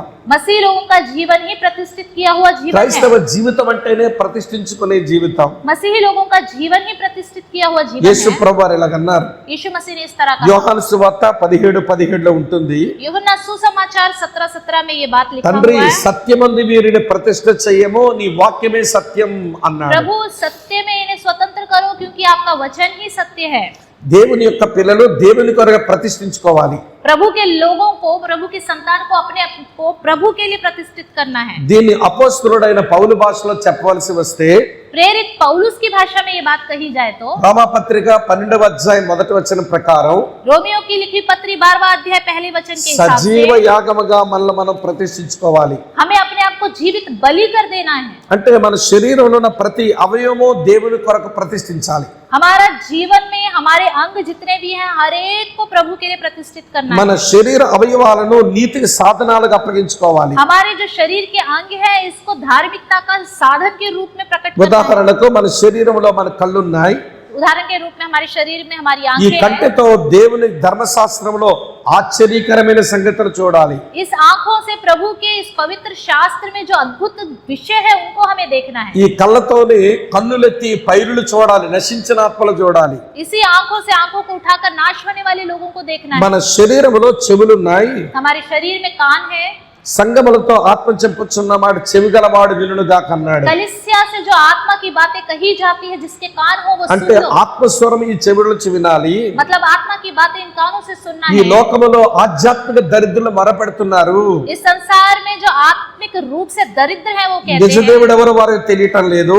वो सच्चे परमेश्वर कौन है नहीं पहचान ఆయన पा रहे। ఎలా విశ్వాసం ఉంచాలో తెలియటం లేదు. उस पर किस तरह भरोसा रखना है नहीं समझ వారి पाते। ఎలా రక్షణ పొందాలో తెలియటం లేదు. किस तरह उद्धार पाना है उन्हें समझ में नहीं आ रहा। చనిపోయాక నిత్యత్వం ఎలా చేరుకోవాలో తెలియటం లేదు. मरने के बाद नित्य राज में कैसे जाने समझ में नहीं आ వీళ్ళందరూ ఆధ్యాత్మిక దరిద్రులు. रहा। आत्मिक रूप से दरिद्र है ये सब వాళ్ళ लोग, బొర కొంచెం ఈ చెవులతో వినాలి. क्योंकि उनकी पुकार इन कानों से ఆత్మ सुनना స్వరం है। వినాలి, आत्मा की आवाज उन्हें कानों से सुनना ఆత్మల है స్వరం కూడా వినాలి. और आत्माओं की आवाज भी ఈ सुनना है। నోటితో దేవునికి స్తుతిని ప్రచురపరచాలి. इस होठों से प्रभु की स्तुति का ఈ प्रचार करना నోటితోనే है దేవునికి స్తుతులు చెల్లించాలి. और इसी मुंह से प्रभु की स्तुति भी करना ఈ है। చేతులతో దేవుని పనులు చేయాలి. इन हाथों से प्रभु का काम करना ఈ है। పాదాలతో సువార్త పనికి మనం పరిగెత్తాలి. इन पैरों से प्रभु के सुसमाचार के लिए भागना है। అప్పుడు కదా మనం ప్రతిష్ఠించుకున్న క్రైస్తవులు అవుతాము. तब हम प्रतिष्ठित किए हुए मसीह लोग ఈ कहलाएंगे। పాదాలు పాపానికి పరిగెడుతుంటే ये पैर पाप के लिए दौड़ते हैं। అవి గెహాజీ పాదాలే గాని ఫిలిప్పు పాదాలు కాదు. ये गहजी के पैर हैं, ये फिलिप्पिस के पैर नहीं हैं। ఫిలిప్పు పాదాలు నపుంసకుడు ఆర్థిక శాఖ మంత్రి సువార్త చెప్పడానికి పరిగెత్తాయి. ये फिलिप्पिस के पैर जो थे जो खोजा था उसको सुसमाचार सुनाने के लिए गए। గెహాజీ పాదాలు శపించబడిన వాటిని సంపాదించుకోవడానికి పరిగెత్తాయి. गहजी के जो पैर थे शापित चीजों को पाने के लिए दौड़े थे। ఈ రోజున ఈ చేతులతో కురిగిన వారిని మనం లేవనెత్తాలి. आज के दिन इन हाथों से जो पूरी तरह टूट चुके हैं उनको उठाना అలా है। లేవనెత్తడమే దేవుని పిల్లల యొక్క బాధ్యత. इस तरह ऐसे लोगों को उठाना प्रभु के लोगों की అలాంటి जिम्मेदारी చేతులు है। కలిగిన వాడు బర్నబా. ऐसा हाथ है एक बरनबास के కురిగిన पास। వారిని లేవనెత్తేవాడు ఆయన. टूटे पिसे हुए को उठाने वाला था वो। మరొకరి చేతులున్నాయి. और भी कुछ ऐसे हाथ हैं। యేసును అప్పగించడానికి 30 వెండి నాణాలు తీసుకున్న చేతులు यीशु అవి. मसीह को पकड़ाने के लिए 30 दिनार మన लिए हुए చేతులు हाथ। లేవనెత్తడానికి ఉపయోగించబడాలి గాని हमारे हाथ लोगों को उठाने के लिए इस्तेमाल किए క్రీస్తును जाने चाहिए। అప్పగించడానికి మన చేతులు పనిచేయకూడదు. यीशु मसीह को पकड़ाने के लिए हमारे हाथ काम नहीं ఇవన్నీ करने మీకు चाहिए। ఎందుకు జ్ఞాపకం చేస్తున్నానంటే ये सब क्यों मैं आपको याद दिलाता हूँ। సజీవ యాగంగా మనం ప్రతిష్ఠించుకుంటే हम अपने आप को जीवित बलि कर देंगे ఈ तो శరీరంలో ఉన్న ప్రతి అవయవం నీతికి సాధనమైతే इस शरीर का हर एक धार्मिकता का साधन बन जाए మనం దేవుని కొరకు ప్రతిష్ఠించుకున్నట్టు లెక్క. तो हम प्रभु के लिए प्रतिष्ठित हो యెషయా गए। అంటున్నాడు, यशायाह कहता है here I am send me, हाँ मैं हूँ मुझे भेजो। ఇదిగో నేనున్నాను నన్ను పంపించు. हाँ मैं हूँ मुझे भेजो। ఇదిగో నేనున్నానని పంపించు. हाँ मैं हूँ यहाँ, मुझे भेजो। మీరు దేవుని పిలుపు సరిగా వింటే, प्रभु की बुलाहट को ध्यान से దేవుని सुनेंगे, సంకల్పాలు మనకు అర్థమైతే, प्रभु का संकल्प हमें समझ में आ అలాగ जाए, మనల్ని మనం ప్రతిష్ఠించుకోవడం చేతనవుతుంది. तो हम किस तरह अपने आप को प्रतिष्ठित कर ఇది- पाएंगे वो हमें समझ में आएगा। ఇది 6వ అనుభవం. ये 6वां अनुभव। చివరి అనుభవం చెప్పి ముగిస్తాను. 7वां अनुभव बताकर खत्म करूंगा। ముందే చెప్పేశాను కానీ నేను చెప్తాను. मैंने पहले ही बताया था ना, कितने बताऊंगा? 7 విషయాలు చెప్తానన్నాను. 7 बातें बोला था। నేను టైంని క్యాల్కులేట్ చేసుకుని చెప్తున్నాను. मैं समय को गिन रहा हूँ, ध्यान दे रहा हूँ उसके हिसाब से నేను बता रहा हूं। 12:15 मुగిస్తే मैं 12-15 पे खत्म మీరు करूँ। భోజనాలు చేసి 1 o'clock సెషన్ కి రెడీ అవుతారు. आप भोजन करके 1 बजे के सेशन के लिए तैयार हो जाए। కాబట్టి నేను 12:15 ఆ సమయానికి ఖచ్చితంగా ముగిస్తా. 12-15 पे करेक्ट मैं खत्म कर दूंगा। 12:15 ఎప్పుడవుతుందని మీరు వాచ్లు చూసుకోనక్కర్లేదు. कब बजेंगे 12-15 आप अपनी वॉच को देखने की నా जरूरत नहीं। ప్రసంగం ఆగిపోయిందంటే 12:15 అయిందని లెక్క. अगर मेरा मैसेज रुक गया तो इसका मतलब समय हो गया। కనుక ఎవరు వాచ్లు చూడొద్దు. तो अपनी घड़ी को मत देखिए। చెప్పండి ఇప్పుడు ఎన్ని అనుభవాలు వచ్చాయి మనకు వరుసగా? बताइए कितने अनुभव हमने देखे 6 अभी तक? అనుభవాలు వచ్చినాయి. 6।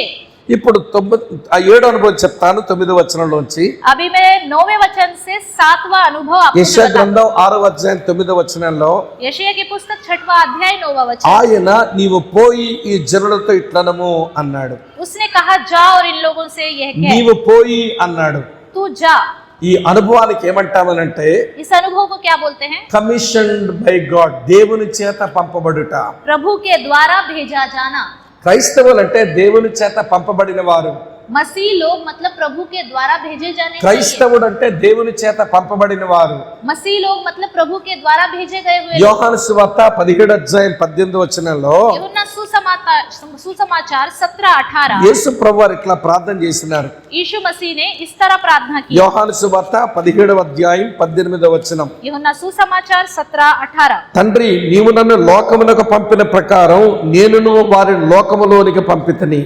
जैसे तूने मुझे जगत में भेजा वैसे ही मैंने भी उन्हें जगत में भेजा। నేను పంపబడిన వాడిని, मुझे तुमने भेजा, పరలోకం నుంచి నన్ను ఈ లోకాన్ని పంపించావు. स्वर्ग से इस दुनिया में मुझे भेजा। నా యందు విశ్వాసం ఉంచి मुझ पर भरोसा रखकर నాకు శిష్యులుగా ఉన్న जो मेरे चेले हैं, నువ్వు ఎలా నన్ను పంపించా వీళ్ళు నేను అలానే పంపిస్తున్నాను. जैसे आपने मुझे भेजा अपने चेलों को मैं भेजता हूँ। క్రైస్తవుడు అంటే సెంట్ వన్స్, పంపబడిన వారు అని అర్థం.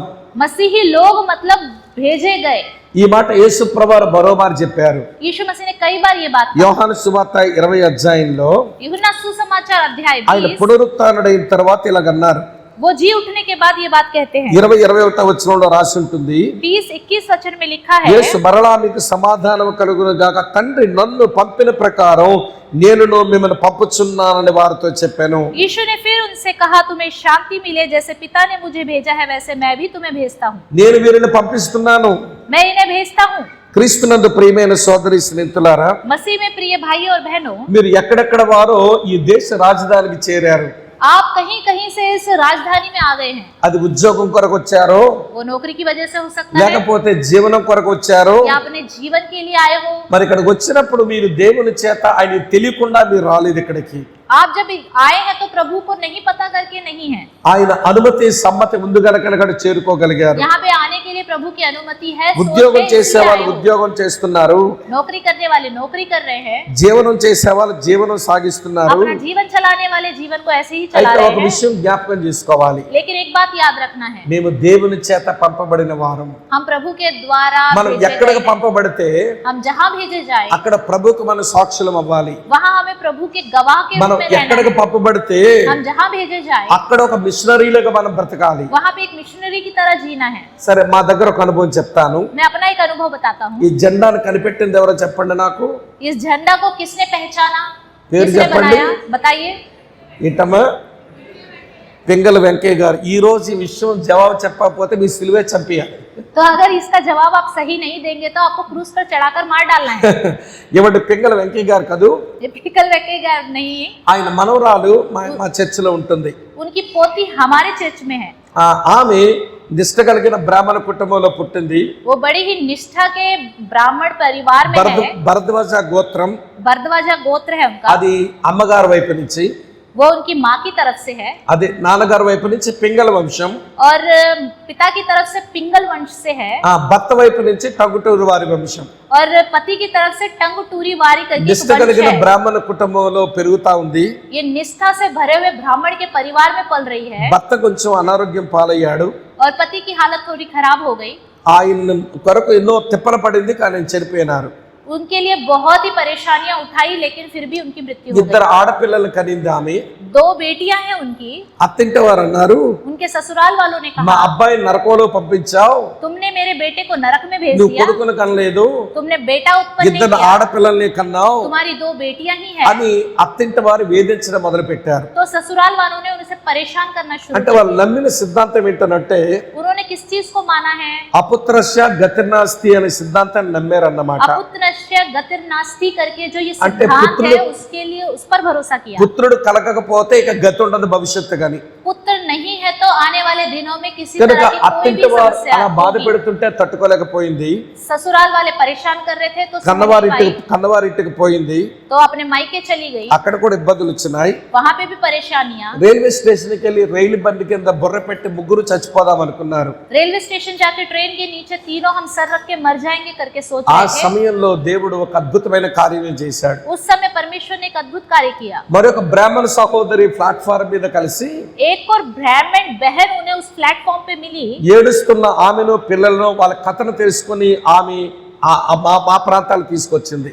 रोने वाली वो बहन और उनके बच्चों को देखकर, उनकी बातें सुनकर मेरे पास लेके आई। మా ప్రాంతానికి వచ్చిన తర్వాత మా చర్చిలో ఒక అమ్మాయి ఆమె పనిచేసే దగ్గర పనిచేసేది.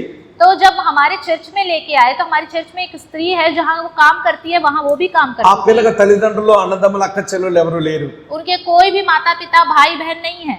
ఆమె మా ఇంట్లో పెరిగేది. ఆ పాప वो बेटी हमारे घर में ही पली ఆ बड़ी है। పాపను ఈ పంతలం అడిగింది ఇట్లా, तो उस बेटी से उन्होंने पूछा, ప్రశాంతి నీకెవరు లేరు కదా, प्रशांति तुम्हारा तो कोई नहीं है, ఎప్పుడు సంతోషంగా కనబడుతుంటావు, जब भी देखो खुश दिखती हो। నాకు అందరూ ఉన్నారు కానీ నాకు సంతోషం లేదు, मेरे पास तो सब है लेकिन मैं खुश नहीं నీ हूँ। సంతోషానికి కారణం ఏంటని అడిగింది. तुम्हारे खुशी का कारण क्या है पूछा। ఆనంది ఆ పిల్లంది, तो उन्होंने మేడం कहा, గారు నా ఆనందానికి కారణం నాకు ఫ్యామిలీ ఉందని చెప్పింది. तो उन्होंने कहा मैडम जी मेरी खुशी का कारण है कि मेरा एक परिवार है। అయితే ఆ ఫ్యామిలీలో నేను సభ్యురాలు అవ్వచ్చా అని అడిగింది ఈ అమ్మ. तो इन्होंने पूछा तो उस फैमिली का मेंबर मैं बन सकती हूँ क्या? తప్పకుండా మేడం రండి అని చెప్పి తీసుకొచ్చింది. हाँ मैडम जरूर आप आइए करके लेके ఆమె आई। వచ్చేసరికి మేము ఒక బైబిల్ స్టడీలో కూర్చున్నాం. जब वो आई थी तो हम बाइबल स्टडी में बैठे हुए थे। పాడే పాటలు ఏం పాడుకుంటాం, క్రైస్తవ పాటలు పాడుకున్నాం. तो जो प्रभु के गीत होते हैं वो गीत गा रहे थे। చెప్పుకునే వాక్యం బైబిల్ వాక్యం చెప్పుకుంటున్నాం. जो बोली जाते हैं प्रभु के वचन, वही वचन बोल रहे थे। ఈ పింగళ గుణసుందరికి ఒళ్ళు మండిపోతా ఉంది. जो पिंगल गुलसुंदरी करके है, इनका पूरी तरह शरीर में जलन हो रहा है। అమ్మ ఈ దొంగ ప్రశాంతి నన్ను క్రైస్తవుల దగ్గర తెచ్చింది అనుకుందా, अरे ये प्रशांति देखो मुझे क्रिश्चियन लोगों के पास लेके आ गई। నన్ను క్రైస్తవురాలు చేసేస్తారేమో వీళ్ళంతా अरे ये భయపడింది. सब मिलके मुझे क्रिश्चियन ना बना दे। మొత్తానికి మా బైబిల్ స్టడీ అయిపోయిన తర్వాత बाइबल स्टडी खत्म होने के बाद నాతో వాదనకు దిగింది. मेरे साथ वो झगड़ा करने लगे। సుమారు 2.5 గంటల శ్లోకాల యుద్ధం. 2 घंटे श्लोकों का युद्ध हुआ। మొత్తానికి ఇది చెప్పవలసినవన్నీ చెప్పాను. जो जो बताना था मैंने बता दिया। మొత్తానికి ఆమె వెళ్ళిపోయింది, దేవుని చేత సంధించబడింది, మారు మనసు పొందింది. वो चली गई और प्रभु के द्वारा संधि पाया और वो उन्होंने मन फिराया। ఇప్పుడు ఈ స్టోరీ అంతా మీకు ఎందుకు చెప్పానంటే, ये कहानी मैंने क्यों बताई? మా పింగళ గుణసుందరికి 2 కూతుర్లు, जब पिंगल गुल सुंदरी है उनकी 2 बेटियां हैं। పెద్దమ్మాయి ఎంసీఏ చదివింది, बड़ी बेटी ने MCA किया, చిన్న పాపకు బిఎస్సీ నర్సింగ్ చదివించుకుంది. छोटी बेटी BSc नर्सिंग की पढ़ाई कर బంధువులందరూ चुकी। వదిలేశారు. सब रिश्तेदारों ने छोड़ दिया। ఆ టైంలో ఆ పెద్ద పిల్లకు ఒక దగ్గర ఒక అబ్బాయిని చూసి పెళ్లి చేశాం. तो उस समय हमने बड़ी बेटी के लिए एक लड़का देखकर शादी ఆ कर दी। ఇంట్లో వాళ్ళు ఎవరు ప్రభుని నమ్మలేదు. उस घर में किसी ने भी प्रभु पर विश्वास नहीं किया ఈ పాప భయపడిపోతా ఉంది. और ये बेटी डर रही है। ఆ ఒక్క అబ్బాయే ప్రభునందు విశ్వాసం ఉంచాడు. सिर्फ जिससे उसने शादी करी थी वही प्रभु पर विश्वास करने वाला थे। స్వామంకులు ఆ ఇంటికి నేను వెళ్ళాలా అని బెదిరిపోతా ఉంది. अरे ऐसे के घरों में मुझे जाना है करके डर रही थी। నేను ఒకే ఒక మాట చెప్పాను, मैंने एक ही बात कहा, ఆయన రక్షించబడ్డవాడు, आपका पति ने उद्धार నువ్వు पाया है, రక్షించబడిన అమ్మాయివి. तुमने भी उद्धार पाया है। మీ ఇద్దరి వల్ల ఆ కుటుంబంలో మిగిలిన వాళ్ళు మారు మనసు పొందాలి. तुम दोनों की वजह से बाकी परिवार के लोग उद्धार पा దేవుడు रहे हैं। దేవుడు నిన్ను ఆ ఇంటికి మిషనరీగా పంపించాడని పోతావా అన్నాను. मैंने कहा प्रभु ने आपको उस घर के लिए मिशनरी के रूप में भेजा है तो क्या तुम नहीं जाओगी? ఆ మాట అయితే పోతానంది. तो उन्होंने कहा अच्छा ऐसी बात है तो मैं మొత్తానికి जाऊंगी। పెళ్లి చేశాం. तो शादी कर दी। భయంకరమైన నిష్ట కలిగిన ద్రవిడ బ్రాహ్మణ కుటుంబం అది. भयानक निष्ठा रखने वाले द्रविड़ ब्राह्मण के परिवार से हैं ఆ वो। భర్త తాలూకా అమ్మను సంవత్సరం లోపే మారు మనసులోకి వచ్చేసింది. पति की जो माँ है 1 साल में ही मन फिराया उन्होंने। భర్త తాలూకా తమ్ముడు వాడు చాలా భయంకరమైన క్రైస్తవ వ్యతిరేకి. అబ్బాయి 2 సంవత్సరాల్లో ప్రభులోకి వచ్చాడు. पति का जो भाई देवर है वो भी 2 साल में प्रभु के पास आ गया। దేని బట్టి మీరు ప్రభుని నమ్మారు అంటే, किस वजह से उन्होंने प्रभु पर विश्वास किया? మా కోడలు లేదా మా వదిన గారు యేసు ప్రభు నమ్మిన వాళ్ళు ఎట్లుంటారో మాకు చూపించింది. क्योंकि उन्होंने कहा मेरी बहू और मेरी भाभी यीशु मसीह के लोग कैसे होते हैं उन्होंने మా दिखाया। కొరకు ప్రార్థించింది. हमारे लिए उन्होंने प्रार्थना किया మేము దేవుని బిడ్డలమయ్యామని వారు సంతోషిస్తున్నారు. और वो खुश हैं कि हम प्रभु के संतान बन गए। నేను విషయం మీకు ఎందుకు చెప్పానో తెలుసా? ये सारी बातें मैं क्यों बता మనం रहा हूँ? ఎక్కడికి పంపించబడినా हम कहीं पे भी भेजे అది जाए అనుకూలమైన పరిస్థితి वो अनुकूल परिस्थिति లేదా है ప్రతికూలమైన या పరిస్థితి, प्रतिकूल परिस्थिति है, దేవుని చేత అక్కడ పంపించబడిన వారు. हम प्रभु के द्वारा भेजे गए हैं। యెషయా అలాగ దేవుని చేత పంపించబడ్డాడు. यशायाह इस तरह प्रभु के द्वारा भेजा అతని गया। దిశ దశ రెండు మారిపోయినాయి. उसकी दिशा दशा दोनों बदल गई। అతను ఆశీర్వదించబడి అనేకులకు ఆశీర్వాదకరంగా మారాడు. वो खुद आशीष पाकर दूसरों के लिए आशीष का कारण बन కనుక ఈ गया। మధ్యాహ్న వేళ నా స్నేహితులారా వినండి, इसलिए दोपहर के समय मेरे मित्रों सुनिए, యెషయాకు దొరికిన 7 అనుభవాలు ప్రభు మనకి ఇవ్వడానికి సిద్ధంగానే ఉన్నాడు. यशायाह के लिए जो 7 अनुभव दिए हैं प्रभु हमें भी देना चाहता है। అనుభవాలు మనం సొంతం చేసుకోవాలి. उन अनुभव को हमें अपनाना వరుసగా है। చెప్పి ముగించేస్తాను. मैं एक बार फिर से 7 बातें बता के खत्म ఒక 3 करूंगा। నిమిషాలు ఎక్కువైంది, క్షమించండి. 3 मिनट ज्यादा हो गए हैं, क्षमा ఈ कीजिए। 7 అనుభవాలు వరుసగా చెప్తాను. ये 7 अनुभव बताऊंगा। దేవుని చేత సంధించబడ్డాడు, प्रभु के द्वारा संधि पाया, దేవుని చేత ఒప్పించబడ్డాడు, प्रभु के द्वारा ही मनाया गया, దేవుని ముందు ఒప్పుకున్నాడు, प्रभु के सामने मान लिया, దేవుని చేత పవిత్రీకరించబడ్డాడు, प्रभु के द्वारा पवित्र किया गया, దేవుని చేత సవాలు చేయబడ్డాడు, प्रभु के द्वारा उसको चैलेंज मिला, దేవుని కొరకు ప్రతిష్ఠించుకున్నాడు, प्रभु के लिए अपने आप को उसने प्रतिष्ठित किया దేవుని చేత పంపబడ్డాడు. और प्रभु के द्वारा भेजा ఈ गया। 7 అనుభవాల్లో इन 7 अनुभवों में 5 పనులు దేవుడే చేశాడు, 5 काम तो प्रभु ने किए, 2 పనులు మాత్రమే యెషయా చేశాడు. सिर्फ 2 काम यशायाह ने किए हैं। మన విషయంలో కూడా దేవుడు అంతే.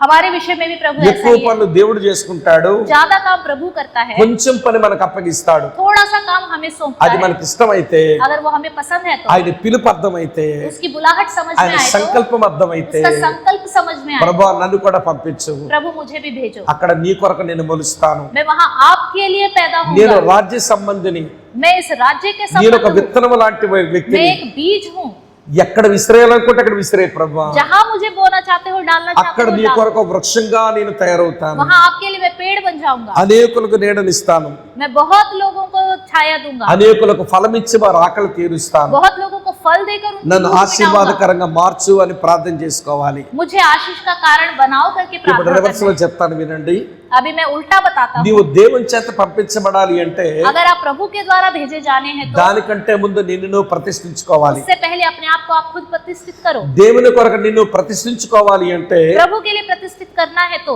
దేవుని సవాలు వినడం చేత కావాలి. प्रभु का चैलेंज सुनना हमसे होना चाहिए। దేవుని సవాలు వినగలగాలి అని అంటే प्रभु का चैलेंज सुनना है तो దేవుని చేత నువ్వు కడగబడాలి. प्रभु के द्वारा आपको धुलना है। దేవుని చేత కడగబడాలి అంటే प्रभु के द्वारा धुलना है तो దేవుని ముందు నీ స్థితిని ఒప్పుకోవడం చేత కావాలి. प्रभु के सामने अपनी हालत को पूरी तरह मान लेना है। దేవుని ముందు నువ్వు ఒప్పుకోవాలి అంటే प्रभु के सामने मान लेना है तो దేవుని చేత ఒప్పించబడాలి. प्रभु के द्वारा हमें मनाया దేవుని जाना చేత है। ఒప్పించబడాలి అంటే प्रभु के द्वारा हम माने जाने हैं तो దేవుని చేత సంధించబడాలి. प्रभु के साथ संधि होना है। ఆ భేటీ జరగాలి. वो भेंट हमें होना है। ఈ ఆధ్యాత్మిక అనుభవాలు మన దగ్గర నుంచి దేవుడు ఆశిస్తా ఉన్నాడు. ये आत्मिक अनुभव प्रभु हमारी तरफ से चाहता है।